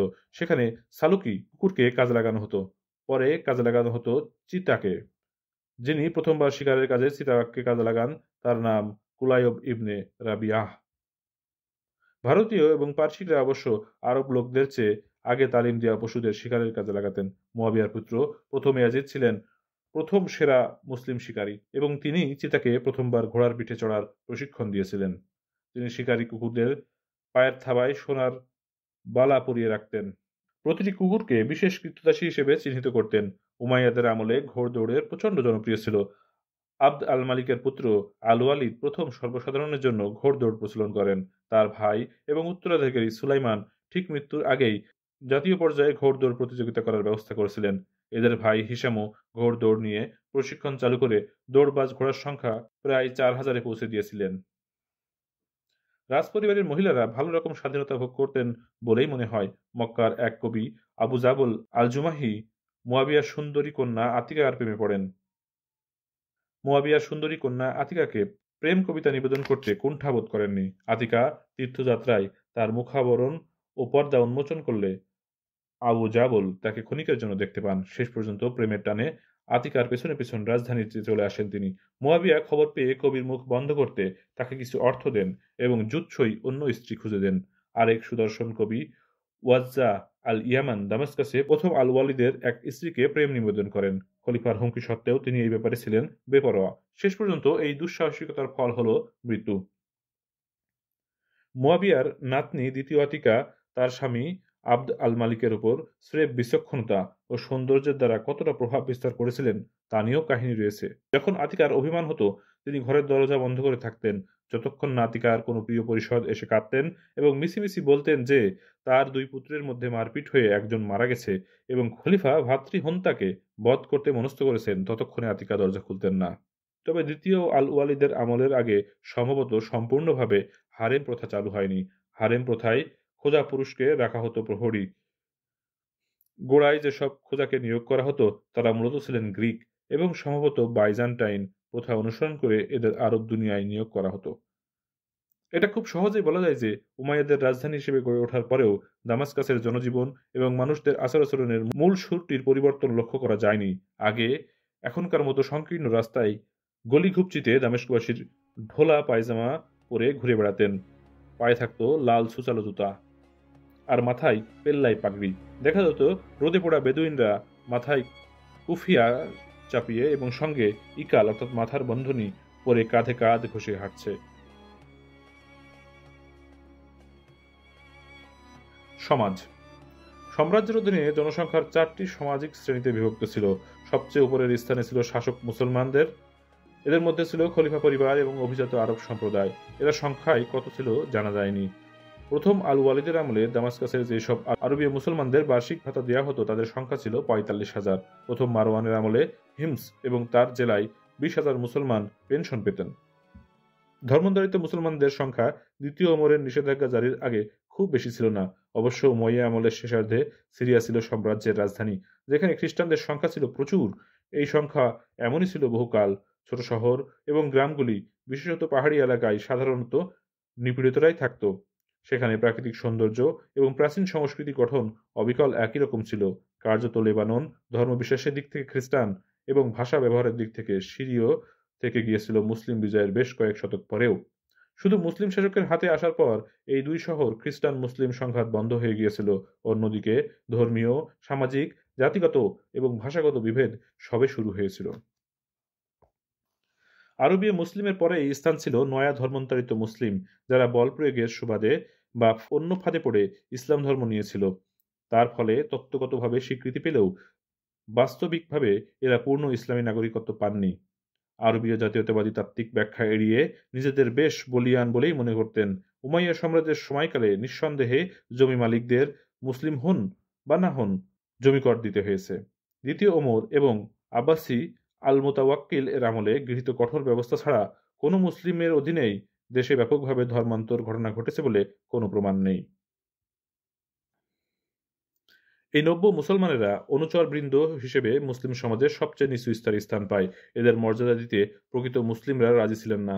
পরে আমরা দেখি এই নব্য মুসলিমরা স্বেচ্ছায় আল ইরাকে শিয়া বা পারস্যে খারিজি হিসেবে আত্মপ্রকাশ করে। এদের অনেকে আবার এমন কাজে সচেষ্ট হলো যে তারা ধর্মগত রাজার চেয়ে বেশি রাজকীয় প্রতিপন্ন হলো। নতুন ধর্মমতের প্রতি তাদের উদ্যম, ধর্ম উন্মত্ততার প্রতি নৈকট্য তাদের অমুসলিমদের প্রতি নির্যাতনের প্ররোচিত করল। শুনলে আশ্চর্য হতে হয়, প্রথম দিকের এই সব অসহিষ্ণু মুসলিমদের কেউ কেউ খ্রিস্টান এবং ইহুদিদের থেকে ধর্মান্তরিত হওয়া মুসলমান। ওমরের চুক্তিনামা। দ্বিতীয় ওমরের সুনাম শুধু তার পবিত্র ধর্মানুরাগ এবং নব্য ধর্মান্তরিত মুসলিমদের উপর ধার্য কর প্রত্যাহারের কারণেই বাড়েনি। তিনি ছিলেন প্রথম খলিফা এবং একমাত্র উমাইয়া রাজা যিনি খ্রিস্টান প্রজাদের ক্ষেত্রে অপমানজনক বিধিনিষেধ জারি করলেন। এই ব্যবস্থা নেওয়ার দায় অনেকে ভুল করে তারই নামে তার মাতুল পক্ষের প্রপিতামহ প্রথম ওমরের ঘাড়ে চাপিয়ে দেন। আসলে তা করেছিলেন দ্বিতীয় ওমরই, অথচ নানাভাবে প্রথম ওমরের সঙ্গে দ্বিতীয় ওমরকে গুলিয়ে ফেলে ইতিহাস। যতদূর মনে হয়, ঠেলায় পড়ে যাতে মুসলিমদের সঙ্গে খ্রিস্টানদের মেলামেশাটা ঘনিষ্ঠ হয় সেই উদ্দেশ্যেই তিনি এই ব্যবস্থা নেন, কারণ তার আগে কোনোভাবেই তো খ্রিস্টানদের কেউ বাগে আনতে পারেনি। এই উমাইয়া রাজা যে উল্লেখযোগ্য সিদ্ধান্ত নিয়েছিলেন তা হলো সমস্ত সরকারি অফিস থেকে খ্রিস্টানদের অপসারণ করা, খ্রিস্টানদের মাথায় পাগড়ি পরার নিষেধাজ্ঞা জারি, খ্রিস্টানদের কপালের ওপরে চুল ঝুললেই তা কাটার নির্দেশ জারি করা, চামড়া দেওয়া পোশাক পরা থেকে তাদের নিবৃত্ত করা, ঘোড়ায় চড়ার ক্ষেত্রে খ্রিস্টানরা শুধু মালবাহী জিনওয়ালা ঘোড়ায় চড়তে পারবেন, কোনো ধর্মস্থান নির্মাণ করতে পারতেন না, আজানের সময় কোনো শব্দ করতে পারতেন না। এই কঠোর নির্দেশ অনুযায়ী কোনো মুসলমান কোনো খ্রিস্টানকে হত্যা করলে সেই ঘাতক মুসলমানের শাস্তি হতো শুধু জরিমানা। আদালতে মুসলমানদের বিরুদ্ধে কোনো খ্রিস্টানের সাক্ষ্য গ্রহণযোগ্য হতো না। ইহুদিদের ক্ষেত্রেও এই সব বিধিনিষেধ কিছু কিছু কায়েম হয়। তাদের সরকারি চাকরি দেওয়ার নিষিদ্ধ করেন তিনি। তবে এই সব আইনের অধিকাংশই বেশি দিন বলবৎ থাকেনি, তা বোঝা যায় একটা ঘটনা থেকে। হিশামের অধীনে ইরাকের রাজ্যপাল খালিদ ইবনে আবদুল্লাহ আল কাশরি কুফাতে তার খ্রিস্টান মাকে সন্তুষ্ট করতে একটি গির্জা নির্মাণ করেন, অর্থাৎ তার আমলে খ্রিস্টান ও ইহুদিদের ধর্মস্থান নির্মাণের অনুমতি দেওয়া হয়। এমনকি জরথুস্ত্রের অনুগামীদের সরকারি পদে নিয়োগ দেওয়া হতো। কৃতদাস সমাজের সবচেয়ে নিচু স্থান ছিল কৃতদাসের। ইসলামী আমলে সেমিটিক গোষ্ঠীর প্রাচীন কৃতদাস প্রথা বজায় রাখা হয়। এর বৈধতা ওল্ড টেস্টামেন্টেও স্বীকৃতি পেয়েছে। অনুশাসন অনুযায়ী মুসলমানেরা সহধর্মীদের কৃতদাসে পরিণত করতে পারতেন না। তবে অন্য জাতের কোনো দাস ইসলাম ধর্মে দীক্ষিত হলেও তাকে স্বাধীনতা দেওয়ার প্রতিশ্রুতি ও ইসলামী অনুশাসনে নেই। প্রাচীন ইসলামী দেশে যুদ্ধবন্দীদের মধ্য থেকে দাসদের নিয়োগ করা হতো। মহিলা, শিশু নির্বিশেষে অর্থ দিয়ে কিনে বা জোর করে দাসের দখলে নেওয়ার প্রচলন ছিল। এইভাবে দাস ব্যবসা দ্রুত ছড়িয়ে পড়ে এবং সমস্ত মুসলিম দেশে তা লাভজনক ব্যবসায় পরিণত হয়। পূর্ব এবং মধ্য আফ্রিকার কিছু দাস ছিল কৃষ্ণাঙ্গ, ফরগানা এবং চীনা তুর্কিস্তানের দাসেরা ছিল পীত বর্ণের। এছাড়া দক্ষিণ পূর্ব ইউরোপের দাসেরা ছিল শ্বেতাঙ্গ। মুসলিম সাম্রাজ্যের বিজয়কেতন উঠতেই দাসের সংখ্যা ব্যাপক হারে বেড়ে যায় এমন ধারণা আছে। যেমন জানা যায়, মুসা ইবনে নুসাইর ইফ্রিকিয়া থেকে ৩ লক্ষ বন্দীকে দাস হিসেবে গ্রহণ করেন। তার 1/5 তিনি আল ওয়ালিদকে দিয়ে দেন এবং স্পেনের গথ বংশীয় সাম্রাজ্য থেকে তিনি 30,000 কুমারী দাসকে দখল করে নেন। কুতাইবার শুধু সগদিয়ানা জাত 1 লক্ষ দাস ছিল। আল জুবাইর ইবনে আওয়ামের 1000 পুরুষ এবং 1000 মহিলা দাসকে অস্থাবর সম্পত্তির মতো দলিল করে দান করেন। মক্কার বিখ্যাত রোমান্টিক কবি উমর ইবনে আবি রাবিয়াহ এরই 70 জনের বেশি দাস ছিল। উমাইয়া বংশের এক যুবরাজ যে 100 দাস রেখেছিলেন তাও অবিশ্বাস্য নয়। এমনকি সিফিনের যুদ্ধে সিরীয় সৈন্যবাহিনীর একজন সৈন্যের 1 থেকে 10 জন করে দাস ছিল। মহিলা দাসী তার প্রভুর উপপত্নী হিসেবে থাকতে পারত, কিন্তু আইনত কোনো বিয়ে মঞ্জুর করা হতো না। এমন সম্পর্কের জেরে সন্তান হলে তার মালিক হতো প্রভু এবং পরে সে মুক্ত হয়ে যেত। তখন ওই উপপত্নীর মর্যাদা একটু বেড়ে উম্মে আলদ অর্থাৎ সন্তানের মা হতো। তার প্রভু স্বামীর অন্তত তাকে বিক্রি করে দেওয়ার অধিকার ছিল না বা কাউকে দিয়ে দেওয়ার অধিকারও ছিল না, এবং ওই দাসী মৃত্যুর পর মুক্ত বলে ঘোষিত হতো। আরবদের লোকজনের সঙ্গে বিদেশিদের সংমিশ্রণের ক্ষেত্রে এই দাস ব্যবসা উল্লেখযোগ্য ভূমিকা পালন করে। Mecca Medina. ইসলামের প্রত্যুষে আল মদিনার শান্ত জনজীবন মুসলিম সংস্পর্শে এসে হয়ে উঠেছিল চিত্তাকর্ষক। পবিত্র ধর্ম দিয়ে পাঠ নিতে আসা ভবিষ্যৎ পণ্ডিতদের কাছে মদিনা ছিল আকর্ষণীয়। আইনি এবং ধর্মীয় রীতিনীতি সংগ্রহের স্থান ছিল হযরত মুহাম্মদ সাল্লাল্লাহু আলাইহি ওয়াসাল্লামের কবরস্থান বিশিষ্ট এই শহর। এভাবে ইসলামের হাদিস চর্চার প্রথম কেন্দ্রস্থল হয়ে ওঠে মদিনা। আনাস ইবনে মালিক এবং আবদুল্লাহ ইবনে ওমর ইবনে আল খাত্তাব এর অধীনে মদিনা ইলমে হাদিসের প্রথম একটি পদ্ধতিতে উন্নীত হয়। মক্কার স্কুলের যেটুকু সুখ্যাতি, তার কৃতিত্ব পুরোপুরি আবদুল্লাহ ইবনে আল আব্বাসের। তিনি ছিলেন মুহাম্মদের চাচাতো ভাই এবং আব্বাসী বংশের খলিফাদের পূর্বপুরুষ। ইসলামী শরিয়ার বৈধ অবৈধ বিষয় নিয়ে পাণ্ডিত্য, কোরআন ব্যাখ্যায় দক্ষতা, আইনশাস্ত্র এবং হাদিস শাস্ত্রে অগাধ পাণ্ডিত্যের জন্য তার খ্যাতি ছিল সার্বজনীন। এই সুবাদে তিনি হিব্বর আল উম্মা উপাধি লাভ করেন। আধুনিক সমালোচকেরা অবশ্য তাকে একাধিক হাদিসের বিকৃতকারী বলে সমালোচনা করে থাকেন। উমাইয়া আমলে আল হিজাজের দুটি শহরের হাল পুরোপুরি বদলে যায়। আরবের পরিত্যক্ত রাজধানী মদিনা সেই সব মানুষদের জন্যই বসবাস কেন্দ্র হয়ে ওঠে যারা রাজনৈতিক ক্রিয়াকলাপের জোয়ারভাটা থেকে দূরে থেকে শান্তিতে জীবনযাপন কাটাতে চান, বা যুদ্ধের বিপুল সুফল যারা নির্ঝঞ্ঝাটে ভোগ করতে আগ্রহী। এছাড়া হাসান ও হুসাইনকে অনুসরণ করে হঠাৎ ধনী হওয়া কিছু মানুষও সেখানে বাসিন্দা হয়ে ওঠেন। শহরের অভ্যন্তরে বড় বড় প্রাসাদ মাথা তুলে দাঁড়ায়। এইসব প্রাসাদের লাগোয়া ছিল চাকর চাকরানি, দাস দাসীদের থাকার বাড়ি। প্রাসাদবাসীরা অত্যন্ত বিলাসবহুল জীবনযাপন করতেন বলে জানা গেছে। মক্কা ও মদিনা আনন্দের পূজারীদের কাছে আকর্ষণীয় ছিল। দুই শহরের জীবন যত বিলাসবহুল হয়ে উঠল, বাড়াবাড়িটাও তত মারাত্মক হয়ে উঠল। সারা বিশ্ব থেকে মুসলিম তীর্থযাত্রীরা প্রতি বছর এখানে আসলো, ফলে অর্থ আমদানি ভালোই হতে লাগলো। খোদ খলিফা এত অর্থমূল্যের নজরানা শুনে বিস্মিত হয়ে যান। তখন তাকে নিশ্চিত করা হয় যে হ্যাঁ, 100,000-এর 5 গুণ দিরহাম নজরানা মিলেছে। তখন মক্কা মদিনার লোকজনকে ডেকে ঘোষণা করা হয় যে আমরা এইমাত্র প্রচুর অর্থ নজরানা পেয়েছি। আপনারা চাইলে আমরা আপনাদের এই অর্থের ভাগ দেব। ওজন করে বা গুণে যে কোনোভাবে এই ভাগ নিতে পারেন। এভাবে সম্পদ আমদানির গতি বৃদ্ধি পাওয়ায় দুই পবিত্র শহর ক্রমেই পবিত্রতা হারাতে শুরু করে। সেগুলি ক্রমশ স্থূল আনন্দ লাভের কেন্দ্র হয়ে ওঠে। দুটি শহরেই ধর্মনিরপেক্ষ আরবি গান ও বাদ্যের ভালো রকম চর্চা হতো। মক্কায় এক ধরনের ক্লাব হাউস গড়ে উঠতে থাকে। এর পৃষ্ঠপোষক ছিলেন সেই সব অতিথিরা যারা তাদের জোব্বা হ্যাঙ্গারে ঝুলিয়ে রেখে দাবা, পাশা অনুরূপ হরেক রকম খেলা এবং পড়াশোনা করতেন। এইসব হিজাজের অধিবাসীদের মস্তিষ্ক প্রস্তুত ছিল বলেই মনে হতো। মদিনায় পারস্য এবং বাইজেন্টাইন থেকে মহিলা দাসী গায়িকা প্রচুর সংখ্যায় চলে এলেন। পাশাপাশি প্রেমের কবিতারও কদর বেড়ে গেল। মদিনায় বাইজিখানার সংখ্যা বাড়তে লাগলো। জাতীয় স্তরের কবি আল ফারাজদকের মতেও লোকজন এর পিছনে পৃষ্ঠপোষকতা করে চললেন। মহিলা দাসীরা গান এবং ধনবান প্রভুদের উপভোগ্য নাচও পরিবেশন করতেন। আসরে থাকতেন অতিথিরা রঙিন জমকালো পোশাক পরে গদিতে বসে নেশায় মাতোয়ারা হয়ে থাকতেন। প্রজ্বলিত ধূপের সুরভি উপভোগ করতে করতে তারা রূপের পানপাত্রে চুমুক দিতেন সিরিয়ার রক্তাভ মদে। একসময় মারওয়ানি আমলে মদিনার মানুষ গর্ব করতেন হুসাইনের সুন্দরী কন্যা সৈয়দাহ সুকাইয়ার জন্য। তিনি ছিলেন মুসলিম আমলে উল্লেখযোগ্য কৃতিত্ব অর্জনকারী মহিলা, আলীর নাতনি। সুকাইনার শিক্ষা দীক্ষা এবং সঙ্গীত কবিতার আগ্রহ তার রুচি সংস্কৃতি তার খ্যাতির শীর্ষে পৌঁছে দেয়। দ্রুত তিনি সৌন্দর্য, সাহিত্য এবং ফ্যাশনের এক নম্বর স্রষ্টা হয়ে ওঠেন। সুরুচি ও চকিত রসবোধেও তিনি সমান পারদর্শী ছিলেন। তার কৌতুকবোধ ও মজা করার প্রবণতাও ছিল উল্লেখ্য। তার মোটা দাগের ব্যঙ্গ সমকালীন অভিজাত মহলে গ্রহণীয় ছিল। একবার তিনি এক বৃদ্ধ পার্সিকে এক ঝুঁটি ডিমের উপর বসিয়ে ঠিক মুরগির মতো ডাক পাড়তে বলেন, যাতে সমাগত অতিথিগণ আনন্দ উপভোগ করেন। আরেকবার তিনি পুলিশ কর্তাকে খবর পাঠান যে একজন সিরীয়বাসী তার ঘর ভেঙে ঢুকেছে। পুলিশ কর্তা নিজে এক সহকারী নিয়ে তার বাড়িতে ছুটে আসেন। এসে দেখেন তার বাড়ির চাকরানী একটি মাছি ধরে দেখাচ্ছে। অর্থাৎ সিরিয়াবাসী ওই মাছিটা তার বাড়িতেই ঢুকে পড়েছিল। এর থেকে আরেকটি সত্য উদ্ঘাটিত হয়। এখনকার মতো তখন সিরিয়ার বেশ মাছির উপদ্রব ছিল। এই মহিলার বাড়িতে তখনকার দিনে সেরা কবি এবং বিচারকদের সম্মেলন হতো। রীতিমতো বৈঠকখানা ছিল সেটি। যে কোনো প্রসঙ্গে তার মুখের রসালো জবাবে সবাই আকর্ষিত হতেন। পাশাপাশি তার বংশমর্যাদাও ছিল বিরাট। সেই বংশমর্যাদাকে তিনি বিশেষ গুরুত্ব দিতেন এবং গর্ব করতেন নিজের মেয়েকে নিয়ে। মেয়েকে গহনা দিয়ে সাজাতেন এবং নিজের কেশ চর্চা করতে ভালোবাসতেন।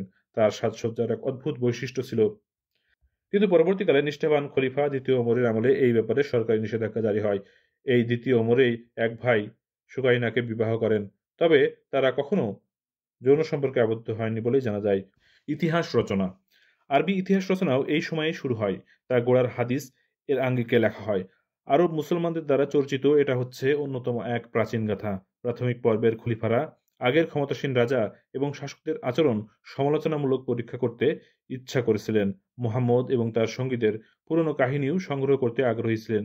এইসব কাহিনীর ভিত্তিতেই পরে জীবনী গ্রন্থ এবং মুসলিম সাম্রাজ্যের বিজয় কাহিনী লেখা হতো। সরকারি কোষাগার থেকে কত করে আনুতোষিক পেতেন তা জানতে প্রতিটি আরব মুসলমানদের বংশ সংক্রান্ত সম্পর্ক নিরূপণ করার প্রয়োজনীয়তা আরবি কবিতার ব্যাখ্যার উত্তরণ এবং ধর্মীয় গ্রন্থে লেখা স্থান এবং মানুষদের অনুসন্ধান করে তার চিহ্নিতকরণ আরব জাত্যাভিমানের মোকাবেলা করতে আরব জনগণের পুরো জাতপাতের কাজকর্ম লিপিবদ্ধ করার আগ্রহ এইসব ঐতিহাসিক গবেষণায় প্রেরণা পেয়েছে। প্রাচীন আমলের বিখ্যাত গল্পকথকদের মধ্যে ছিলেন প্রায় কিংবদন্তির পর্যায়ে উন্নীত দক্ষিণ আরবের আবিদ ইবনে শরিয়া। তিনি মুয়াবিয়ার আমন্ত্রণে দামাস্কাসে গিয়ে তদানীন্তন আরব্য বংশের প্রাচীন সব রাজাদের বংশবৃত্তান্ত শুনিয়েছেন। এই সব রাজ পৃষ্ঠপোষকদের জন্য তিনি বেশ কিছু গ্রন্থ রচনা করেন। এমন এক গ্রন্থের নাম কিতাব আল মুলুক ওয়া আখবার আল মাদাইন। ঐতিহাসিক মাসউদির আমল পর্যন্ত এই গ্রন্থের বিরাট প্রচার ছিল। উমাইয়া আমলে আমরা এমন বহু ধর্মীয় দার্শনিক আন্দোলনকে চিহ্নিত করতে পারি যা পরে ইসলামের ভিত্তি নড়িয়ে দেয়। অষ্টম শতকের প্রথমার্ধে বসরায় ওয়াসিল ইবনে আতা নামে একজন বিখ্যাত হয়ে ওঠেন। তিনি একজন যুগবাদের এক বিখ্যাত ধারার প্রতিষ্ঠাতা, যে ধারাকে বলা হতো মুতাজিলা। তাদেরকে মুতাজিলা বলার কারণ, এই মতবাদের প্রধান কথা হলো যিনি কোনো সাংঘাতিক পাপ করেন তিনি আর মুমিন থাকেন না, কিন্তু তিনি ধর্মবিরোধীও হন না, বরং তিনি ধর্মপ্রাণ এবং ধর্মবিরোধীদের মাঝামাঝি জায়গায় অবস্থান করেন। ওয়াসিল ছিলেন আল হাসান আল বসরির ছাত্র। একসময় এই ওয়াসিল মুক্তমন এর তত্ত্বের দিকে ঝুঁকেছিলেন। এই তত্ত্বই মুতাজিলা তত্ত্বের মৌলিক উৎস। একসময় কাদেরিয়া নামক সংঘবদ্ধ একদল লোক এই মুক্তমন নিয়ে মাথাচাড়া দেয়। কাদার অর্থ ক্ষমতা, সেই থেকে কাদারিয়া। জাবারিয়াদের সঙ্গে এদের ছিল সাপে নিউলে সম্পর্ক। জাবার অর্থ বাধ্যবাধকতা। তারা মুক্তমন বা স্বাধীন ইচ্ছার ঠিক বিপক্ষে ছিলেন। কাদারিয়া ইসলামের কঠোর নিয়তিবাদের বিপক্ষে ছিলেন, অর্থাৎ ইসলাম যা আগে ঠিক করা হয়েছে সেই অনুযায়ী চলতে হবে, এই কথা তারা মানতেন না।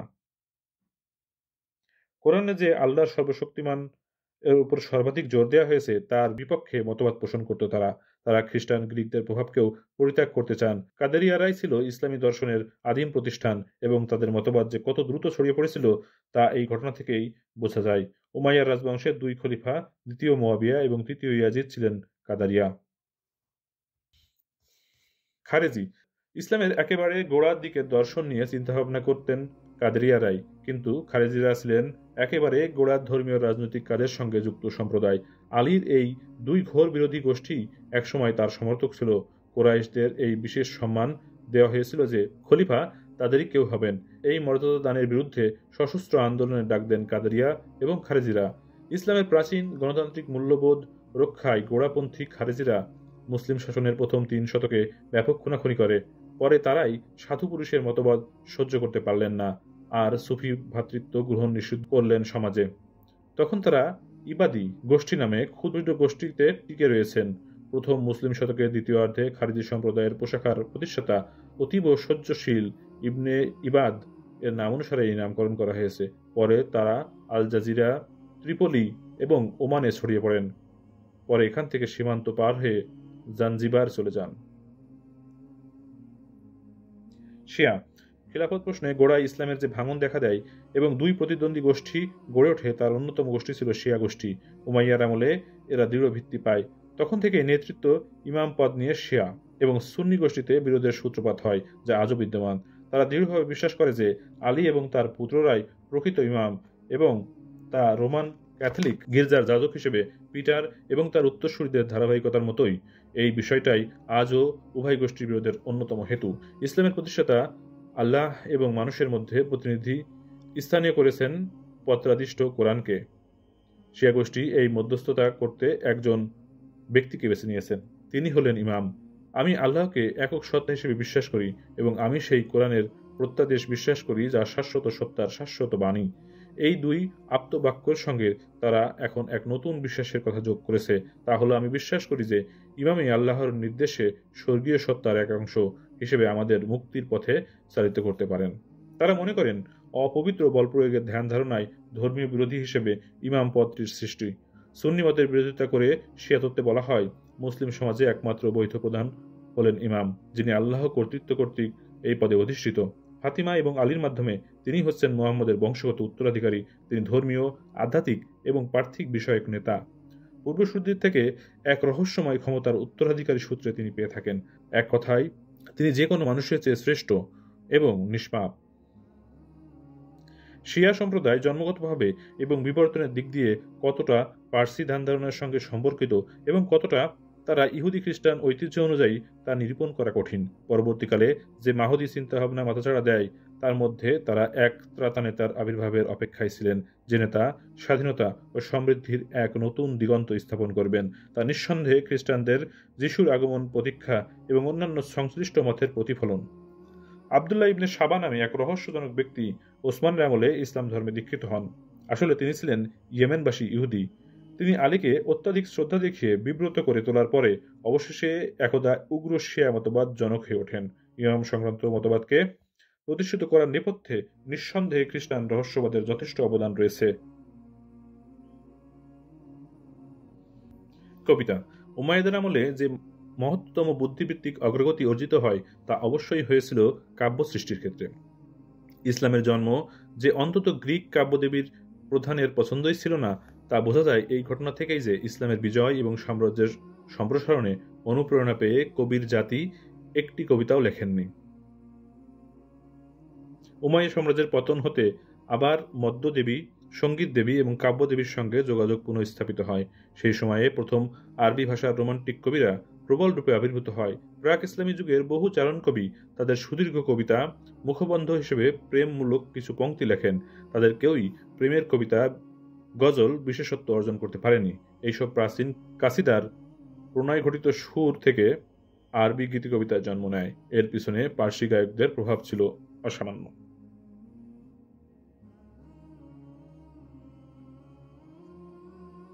এর মধ্যে উপদ্বীপের ধারাটির প্রধান পৃষ্ঠপোষক ছিলেন ওমর ইবনে আবু রাবিয়াহ। প্রেমের কবিতার এই যুবরাজকে বিখ্যাত লাতিন কবির নামে আরবের ওভিদ বলে অভিহিত করা হয়। তিনি ছিলেন একজন কুরাইশপন্থী যাদের অধার্মিক ও স্বেচ্ছাচারী বলে মনে করা হতো। এই কবির কাজই ছিল মক্কা ও মদিনায় তীর্থ করতে আসা সুন্দরীদের সঙ্গে প্রেম করা। পাশাপাশি বিখ্যাত সুকাইনার মতো সেখানকার সুন্দরী অধিবাসীদের প্রেম নিবেদন করতেন তিনি। ওমর যদি কবিতায় মুক্ত প্রেমের কথা বলে থাকেন, তার সমসাময়িক জামিল বলে গেছেন নিষ্কাম নিরীহ প্রেমের কথা। জামিল থাকতেন হিজাজে। সেখানকার ইয়েমেনের বংশোদ্ভূত এক খ্রিস্টান উপজাতি বনু উজরা এর একজন ছিলেন তিনি। জামিলের বেশিরভাগ কবিতাই একই উপজাতি গোষ্ঠীর বুতাইনাকে নিবেদন করে লেখা। তার কবিতায় যে সূক্ষ্ম অনুভূতি পাওয়া যায় তা সমকালে ছিল বিরল। কবিতাগুলি নান্দনিক মূল্য এবং সহজ ভাষার জন্য বহু আরবি গায়ক তার গানে ব্যবহার করতে লাগলেন। জামিল আল উজরির মতো মজনু লাইলা ছিল তখনকার নামকরা কবি। তার আসল নাম ছিল কায়েস ইবনে আল মুসাওয়াহ। তিনি গীতিকবিতায় বেশি লিখেছেন। প্রায় কিংবদন্তি হয়ে যাওয়া এই কবি একসময় প্রায় উন্মাদ হয়ে যান। তখন তার নামের সঙ্গে মজনু শব্দটি যুক্ত হয়। তাদের উপজাতি জনগোষ্ঠীটি লাইলা নামে এক যুবতীর প্রেমে পড়েন তিনি। দুজনেই পরস্পরকে অত্যন্ত ভালোবাসতেন, কিন্তু বাবার কথা রাখতে লাইলা অন্য এক যুবককে বিয়ে করেন। এরপর কায়েস হতাশায় প্রায় অর্থ উলঙ্গ হয়ে নাজদের পাহাড়ে বনে বনে ঘুরে বেড়াতেন আর লাইলার প্রতি প্রেম নিবেদন করে গান গাইতেন।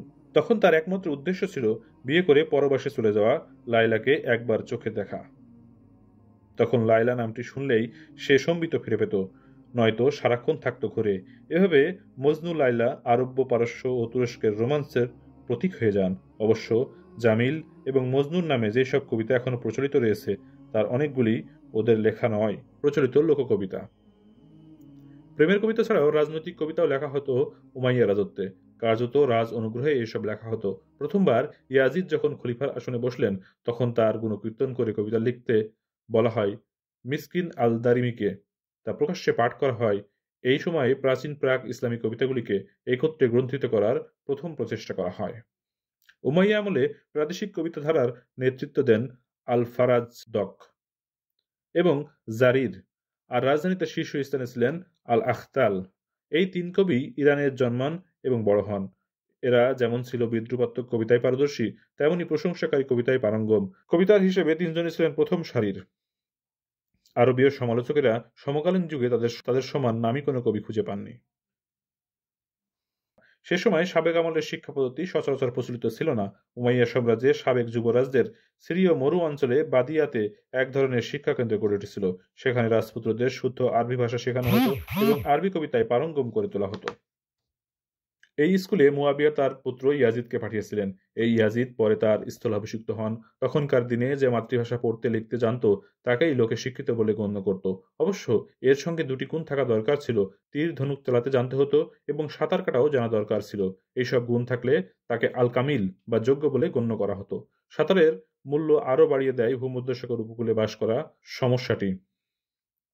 সেখানে শিক্ষার নৈতিক আদর্শ ছিল সাহস, সমস্যা সংকুল সময়ে ধৈর্য, অধিকারের সচেতনতা এবং প্রতিবেশীদের প্রতি দায়বদ্ধতা, মনুষ্যতা, সহৃদয়তা, সহানুভূতি, মহিলাদের প্রতি শ্রদ্ধা এবং প্রতিশ্রুতি পালনের ক্ষমতা। এই গুণাবলীর মধ্যে অনেকগুলি বেদুইন জীবনে মানুষের অন্তর্নিহিত শক্তি হিসেবে গণ্য করা হতো। তখনকার প্রচলিত নিয়মের মতো কেউ শিক্ষা নিতে চাইলে প্রথমেই মসজিদে যেতে হতো। মসজিদে কোরআন ও হাদিসের উপর ক্লাস হতো। ইসলামের সাবেক শিক্ষকেরাই ছিলেন কোরআনের পাঠক। হিজরি 17 অব্দে ওমর দেশের সব প্রান্তে এমন শিক্ষক পাঠান এবং জনগণকে নির্দেশ দেন প্রতি শুক্রবার মসজিদে এই শিক্ষকদের সঙ্গে সাক্ষাৎ করার জন্য। দ্বিতীয় ওমর মিশরে মুখ্য বিচারপতি করে পাঠিয়েছিলেন ইয়াজিদ ইবনে আবু হাবিবকে, যিনি ছিলেন সেখানকার প্রথম শিক্ষক। কুফাতে আমরা আল জাহাক ইবনে মুজাহিমের কথা শুনি, যিনি প্রাথমিক স্কুল চালাতেন, অর্থাৎ কুত্তাব। তবে শিক্ষার জন্য কোনো রকম বেতন নেওয়া হতো না। মুসলিম আমলে 2য় শতকে আমরা এক বেদুইনের কথা শুনি, যিনি বসরায় এক স্কুল প্রতিষ্ঠা করে চালাতেন। সেখানে অবশ্য বেতন দেওয়া হতো।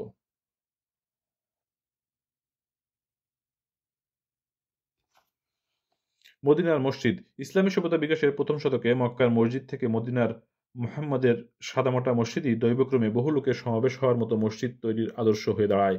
মদিনার মসজিদটি ছিল খোলা আকাশের নিচে বড়সড় নামাজ স্থল, চারধার রোদে পোড়ানো মাটির দেয়াল ঘেরা। পরে রোদ আসা বন্ধ করতে মুহাম্মদ সাল্লাল্লাহু আলাইহি সাল্লাম নামাজের স্থলের উপর চওড়া ছাদ নির্মাণ করেন। ওই ছাদের কড়িকাঠ তৈরি করা হয়েছে খেজুর গাছের কাণ্ড দিয়ে। এছাড়া মাটি এবং খেজুর পাতা দিয়ে তৈরি করা হতো ছাদ। মাটিতে পোতা একটি খেজুর গাছের কাণ্ড প্রচার বেদী মিনার হিসেবে ব্যবহার করা হতো। এই প্রচার বেদিতে দাঁড়িয়ে মুহাম্মদ সাল্লাল্লাহু আলাইহি সাল্লাম সমাবেশে ভাষণ দিতেন। পরে এই জায়গায় ঝাউ কাঠের একটা ছোট মঞ্চ তৈরি করা হয়। এর 3টি ধাপ ছিল। সিরিয়ার খ্রিস্টান গির্জার আদলে এটা করা হয়। তবে মদিনার মসজিদের কোন দিকে মুখ করে নামাজ পড়া হবে তা ঠিক করতে কোনো নির্দেশক বসানোর প্রয়োজনীয়তা মুহাম্মদ সাল্লাল্লাহু আলাইহি সাল্লাম অনুভব করেছিলেন কিনা তা নিশ্চিত নয়। মসজিদে নামাজের সময় মুসলিম ভক্তরা সারিবদ্ধভাবে মূলত জেরুজালেমের উদ্দেশ্যে দেয়ালের দিকে মুখ করে, পরে মক্কার দিকে মুখ করে দাঁড়াতেন। মসজিদের ছাদ থেকে আবিসিনিয়ার বিলাল তার বাজখাই গলায় মুমিনদেরকে নামাজ পড়ার ডাক দিতেন। অর্থাৎ একটি নামাজ স্থল বিশিষ্ট বড় মসজিদে যা যা প্রাথমিক বৈশিষ্ট্য থাকা উচিত তাই ছিল মদিনায়। আল আকসা মসজিদ। এই পাথরের গম্বুজ ছিল এক ধর্মস্থান, যা পবিত্র মসজিদ ছিল আল আকসা মসজিদ। আমরা আগে বলেছি আল মসজিদ আল আকসা শব্দটি সাধারণভাবে সমগ্র পবিত্র মসজিদ ভবন বলতেই বোঝানো হয়েছে আরবি সাহিত্যে। এর মধ্যে গম্বুজ, কবরস্থানের সৌধ, দরবেশের খানকা এবং আবদ আল মালিক থেকে শুরু করে অটোমান সুলতান মহানুভব সুলাইমানের আমল পর্যন্ত একাধিক খলিফার জনসাধারণের জন্য নির্মিত ধারণা এইসবই অন্তর্ভুক্ত করা হয়েছে। সব মিলিয়ে প্রায় 34 একর জমির উপর এই মসজিদ বিস্তৃত ছিল। নিখুঁতভাবে দেখলে আকসা শব্দটি আবদ আল মালিকের তৈরি যে মসজিদের ক্ষেত্রে প্রয়োগ করা হয় তা গম্বুজ থেকে খুব দূরে নয়। এই মসজিদ তৈরির সময় জাস্টিনিয়ানদের সেন্ট মেরি গির্জার ধ্বংসাবশেষ কাজে লাগায়, যা এই মসজিদ তৈরির আগে এই স্থানে ছিল এবং খসরু তা ধ্বংস করে দিয়েছিল। ভূমিকম্পের পর আবার 771 খ্রিস্টাব্দে এই মসজিদ পুনর্নির্মিত হয় আব্বাসী খলিফা আল মনসুরের আমলে। পরে ক্রুসেডগণ এই মসজিদ সংস্কার করেন। ফের 1187 খ্রিস্টাব্দে সালাহ আল দিন মসজিদটি মুসলিমদের দখলে আনেন। গম্বুজের মতোই আমাদের সাবেক বর্ণনা অনুযায়ী ইবনে আল ফকি এবং আল মাকদিসির সময় থেকেই এই মসজিদটি চালু ছিল। উমাইয়া মসজিদ। 705 খ্রিস্টাব্দে আবদ আল মালিক পুত্র আল ওয়ালিদ দামাস্কাসের বাসিলিয়ায় সেন্ট জনের প্রতি উৎসর্গকৃত এক স্থান দখল করে নেন। এখানে আগে রোমানদের দেবতা জুপিটারের মন্দির ছিল। ওয়ালিদ উমাইয়াদের নামে এখানে এক বিশাল মসজিদ তৈরি করেন। আল ওয়ালিদের তৈরি মসজিদ রোমানদের আগের মন্দিরের কতটা অংশ অক্ষত ছিল তা বলা কঠিন। জানা গেছে মসজিদের দক্ষিণ দিকের মিনার দুটি পুরনো গির্জাতেই ছিল। তবে উত্তর দিকের মিনারটি, যা বাতিঘর মিনার হিসেবে ব্যবহৃত হতো, প্রকৃতপক্ষে আল ওয়ালিদ নির্মাণ করেন। সমকালীন যুগে সিরিয়া, উত্তর আফ্রিকা ও স্পেনে তা আদর্শ হয়ে দাঁড়ায়। এখনও টিকে থাকা সাবেক মুসলিম মিনারগুলির মধ্যে এটি সবচেয়ে প্রাচীন। উমাইয়া রাজবংশের অবনতি ও পতন। আরব ঐতিহাসিকরা হিশামকে বরাবরই সম্মানের আসনে বসিয়ে এসেছেন। আমরা আগেও দেখেছি হিশামকে সঠিকভাবে মুয়াবিয়া এবং আবদ আল মালিকের পরে মর্যাদার আসনে বসানো হয়েছে। এই হিসেবে তাকে তৃতীয় সেরা খলিফার মর্যাদা দেওয়া হয়। তিনি ছিলেন প্রকৃত অর্থে বনু উমাইয়ার শেষ রাষ্ট্রপ্রধান। তার 4 জন উত্তরাধিকারী যে অযোগ্য ছিলেন তা প্রমাণিত। অবশ্য তারা অসৎ বা অধপতিত চরিত্রে ছিলেন এমন প্রমাণ মেলেনি। তাদের আমলেই এই রাজবংশের পতন হয়। ব্যতিক্রম ছিলেন দ্বিতীয় মারওয়ান। হিশামের রাজত্বের আগে থেকেও খলিফাদের অভ্যাস হয়ে গিয়েছিল কোরআন পাঠ এবং দেশ শাসনের চেয়ে দাবা খেলে মদ্যপান করে সঙ্গীত এবং কবিতা চর্চায় বেশি সময় কাটানো। দ্বিতীয় ইয়াজিদ তো নিজেই ছিলেন এর উজ্জ্বল দৃষ্টান্ত। ওই সময় হারেমের প্রহরী হিসেবে খোঁজা পুরুষ নিয়োগ পদ্ধতি শুরু হয়। এতে হারেম চালু রাখা সম্ভব হয় এবং তা ফুলে ফেঁপে ওঠে। সম্পদের প্রাচুর্যের জন্য বিলাসে মন দেওয়া এবং কৃতদাসের সংখ্যা ক্রমাগত বাড়ানোর প্রবণতা এই সময় দেখা যায়। এমনকি শাসক পরিবারের লোকজনেরা খাঁটি আরবি রক্ত তাদের ধমনীতে বহমান থাকার গর্ব আর করতেন না। তৃতীয় ইয়াজিদ 744 খ্রিস্টাব্দে ইসলামী সাম্রাজ্যের প্রথম খলিফা, যিনি এক দাসীর গর্ভে জন্মগ্রহণ করেন। তার 2 উত্তরাধিকারীও দাসীর গর্ভে জন্ম নেয়। শাসক সম্প্রদায়ের মধ্যে এই অধপতন থেকেই বোঝা যায় তখন সাধারণভাবে দেশের নৈতিক চরিত্রের অবমাননা হয়েছিল। সভ্যতার এই অন্ধকার দিকগুলি, বিশেষত মদ্যপান, মহিলাদের নিয়ে বেল্লেপনা এবং নাচ গান মরুভূমির সন্তানদের জমানো আয়ু ক্ষীণ করে তুলেছিল। আরব যুব সমাজের প্রাণবন্ত তাকেই নষ্ট করতে শুরু করেছিল এই দিকগুলি। রাজ সিংহাসনের উত্তরাধিকারীর কোনো নির্দিষ্ট এবং স্থায়ী নিয়ম না থাকায় তা নিয়ে জাতীয় স্তরে বিরোধিতা মাত্রা খুব ছোটখাটো ছিল না। মুয়াবিয়াই প্রথম উত্তরাধিকারী হিসেবে নিজের পুত্রকে রাজ সিংহাসনে বসানোর বিচক্ষণ ও দূরদৃষ্টি সম্পন্ন পথ দেখান। কিন্তু আরবীয় উপজাতি গোষ্ঠী চলত নিজস্ব নিয়মে। এই নিয়মের মূল কথা ছিল, যিনি প্রাচীন এবং বয়োজ্যেষ্ঠা তিনি সিংহাসনে বসার যোগ্য হবেন। মুয়াবিয়ার দেখানো পথ অনুযায়ী পিতা থেকে পুত্রের হাতে সিংহাসনের উত্তরাধিকার হস্তান্তরিত হওয়ার ক্ষেত্রে বাধা হয়ে দাঁড়ালো এই উপজাতি রীতি। মুয়াবিয়ার নির্দিষ্ট নীতির সঙ্গে প্রাচীন উপজাতির রীতির অবিরাম বিরোধ চলতে লাগলো। মুয়াবিয়ার নির্দিষ্ট নীতির সঙ্গে শেষ পর্যন্ত জনগণের দ্বারা স্বীকৃত সিংহাসন আরোহণের একমাত্র নিশ্চিত পন্থা হয়ে দাঁড়ালো। উমাইয়া রাজবংশের মোট 14 জন খলিফার মধ্যে মাত্র 4 জন, প্রথম মুয়াবিয়া, প্রথম ইয়াজিদ, প্রথম মারওয়ান, আবদ আল মালিক, তাদের পুত্রদের সিংহাসনে বসাতে পেরেছিলেন। এই জটিল সমস্যাটি আরও জটিল হয়ে দাঁড়ায় মারওয়ানি শাখার প্রতিষ্ঠাতার দৃষ্টান্ত তার উত্তরাধিকারী অনুসরণ করতে চাওয়া। প্রথম মারওয়ান তার পুত্র আবদ আল মালিককে উত্তরাধিকারী হিসেবে নির্বাচিত করে যান। তিনি ঠিক করে যান যে তারপরে তার পুত্র আবদ আল আজিজও একই দৃষ্টান্ত মেনে পরবর্তী খলিফা হবেন। ক্ষমতাসীন হয়ে যাওয়া আবদ আল মালিক স্বাভাবিক মনোবৃত্তি অনুযায়ী কাজ করেন। তিনি তার ভাই আবদ আল আজিজকে ক্ষমতা থেকে দূরে রাখতে নিজের পুত্র আল ওয়ালিদকে উত্তরাধিকারী মনোনীত করেন। ইতিমধ্যে আবদ আল মালিক তার পুত্র সুলাইমানকেও দ্বিতীয় উত্তরাধিকারী হিসেবে মনোনীত করে যান। আল ওয়ালিদ রাজা হয়ে বাবার নির্দেশ না মেনে নিজের পুত্রকে রাজা করতে প্রয়াসী হন। সে চেষ্টা অবশ্য সফল হয়নি। এইসব ঘটনা উমাইয়া রাজ্যকে স্থায়ী এবং স্থিতিশীল করার পরিবর্তে উল্টোটাই করেছিল।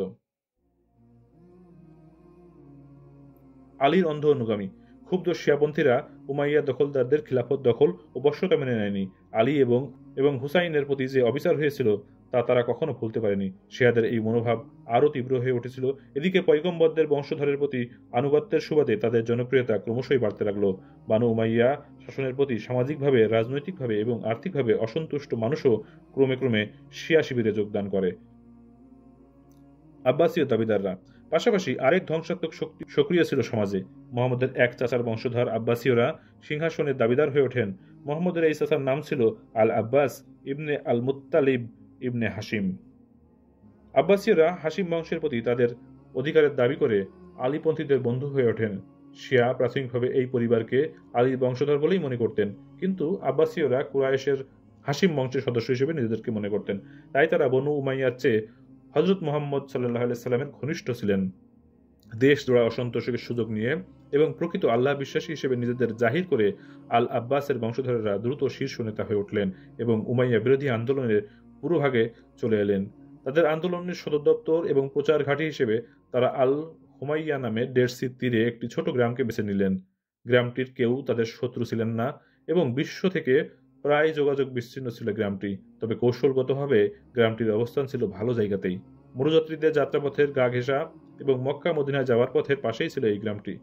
এই গ্রাম থেকেই ইসলাম ধর্মের প্রাথমিক পর্বের এবং সবচেয়ে কৌশলী প্রচার আন্দোলনের সূত্রপাত হয়। চূড়ান্ত আঘাত।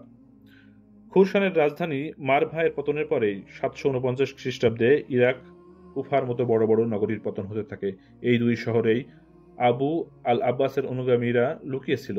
তারা খুব বেশি বিরোধিতার ধারে কাছে না গিয়ে গণ আত্মসমর্পণের পথ বেছে নিল। এখানে এই 749 খ্রিস্টাব্দে 30 অক্টোবর বৃহস্পতিবার আবু আল আব্বাসকে খলিফা হিসেবে প্রধান মসজিদে গণসম্বর্ধনা দেওয়া হয়। এভাবে আব্বাসীয় পন্থীদের প্রথম খলিফা হিসেবে সিংহাসনে অধিষ্ঠিত হন। সর্বত্র উমাইয়াদের সাদা পতাকা নামিয়ে দেওয়া হয়। মারওয়ান ও শেষ পর্যন্ত 750 খ্রিস্টাব্দের জানুয়ারি মাসে টাইগ্রিস নদীর অববাহিকা অঞ্চল জাবের উত্তর তীরে আবদুল্লাহ ইবনে আলীর নেতৃত্বাধীন বাহিনীর মুখোমুখি হন তিনি। এই আবদুল্লাহ ইবনে আলী ছিলেন নতুন খলিফার চাচা। কিন্তু সিরিয়া বাহিনীর পক্ষে জয়ের ইচ্ছা কার্যকর করার মতো কিছুই ছিল না। পরে পরাজয় অবধারিত হয়ে ওঠে। জাবের যুদ্ধক্ষেত্রের পর সিরিয়া আব্বাসীপন্থীদের করায়ত্ত হয়। সিরিয়ার বড় বড় শহরগুলি একের পর এক আবদুল্লাহ এবং তার খুরসানি বাহিনীর কাছে ফটক খুলে দেয়। একমাত্র দামাস্কাসে অবরোধের মুখে পড়েন আবদুল্লাহ বাহিনী। তবে দিন কয়েক পরে 750 খ্রিস্টাব্দের 26 এপ্রিল এই শহরেও আবদুল্লাহ বাহিনী হাতের মুঠোয় চলে আসে। প্যালেস্টাইন থেকে আবদুল্লাহ দামেস্কে পালিত পলাতক খলিফাকে ধরতে এক বাহিনী পাঠান। খলিফা আশ্রয় নিয়েছিল মিশরের বুশিরের এক গির্জায়। 750 খ্রিস্টাব্দের 5 আগস্ট খলিফাকে পাকড়াও করে এই গির্জার বাইরে হত্যা করা হয়। এখানে আজও তার সমাধি আছে।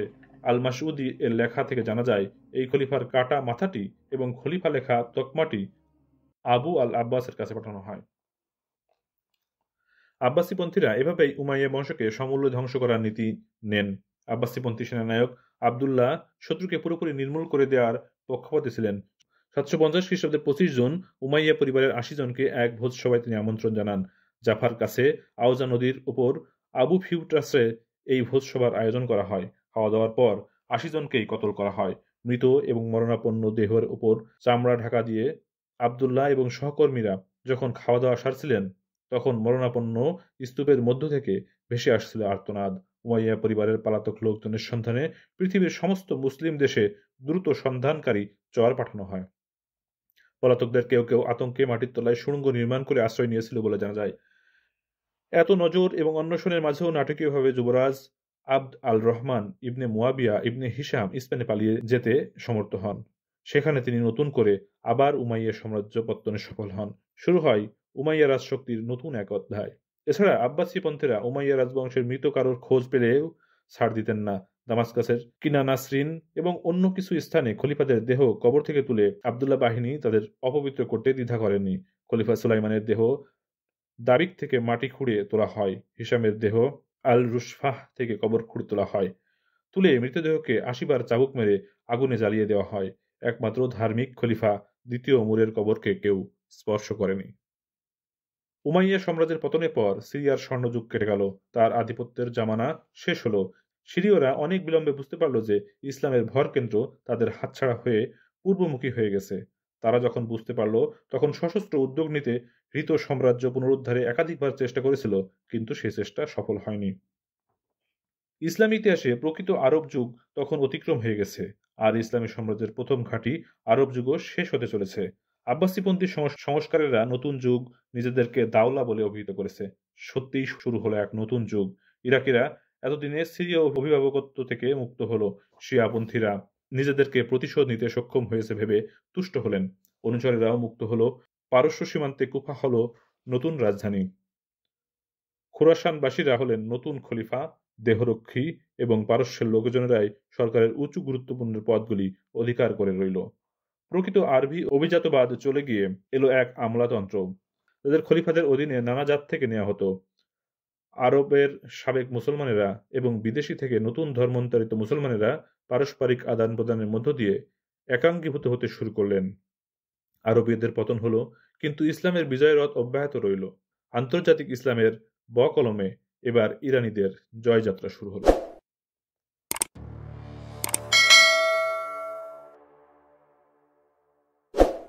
শেষ হলো আরবের ইতিহাস বইটির চতুর্থ পর্ব। 10টি পর্বে বিভক্ত এই বইটির পঞ্চম পর্বে আব্বাসীয় খিলাফত সম্পর্কে শোনার আমন্ত্রণ জানিয়ে আজকের মতো এখানেই বিদায় নিচ্ছি। সকলকে অসংখ্য ধন্যবাদ। ভালো থাকবেন। আল্লাহ হাফেজ।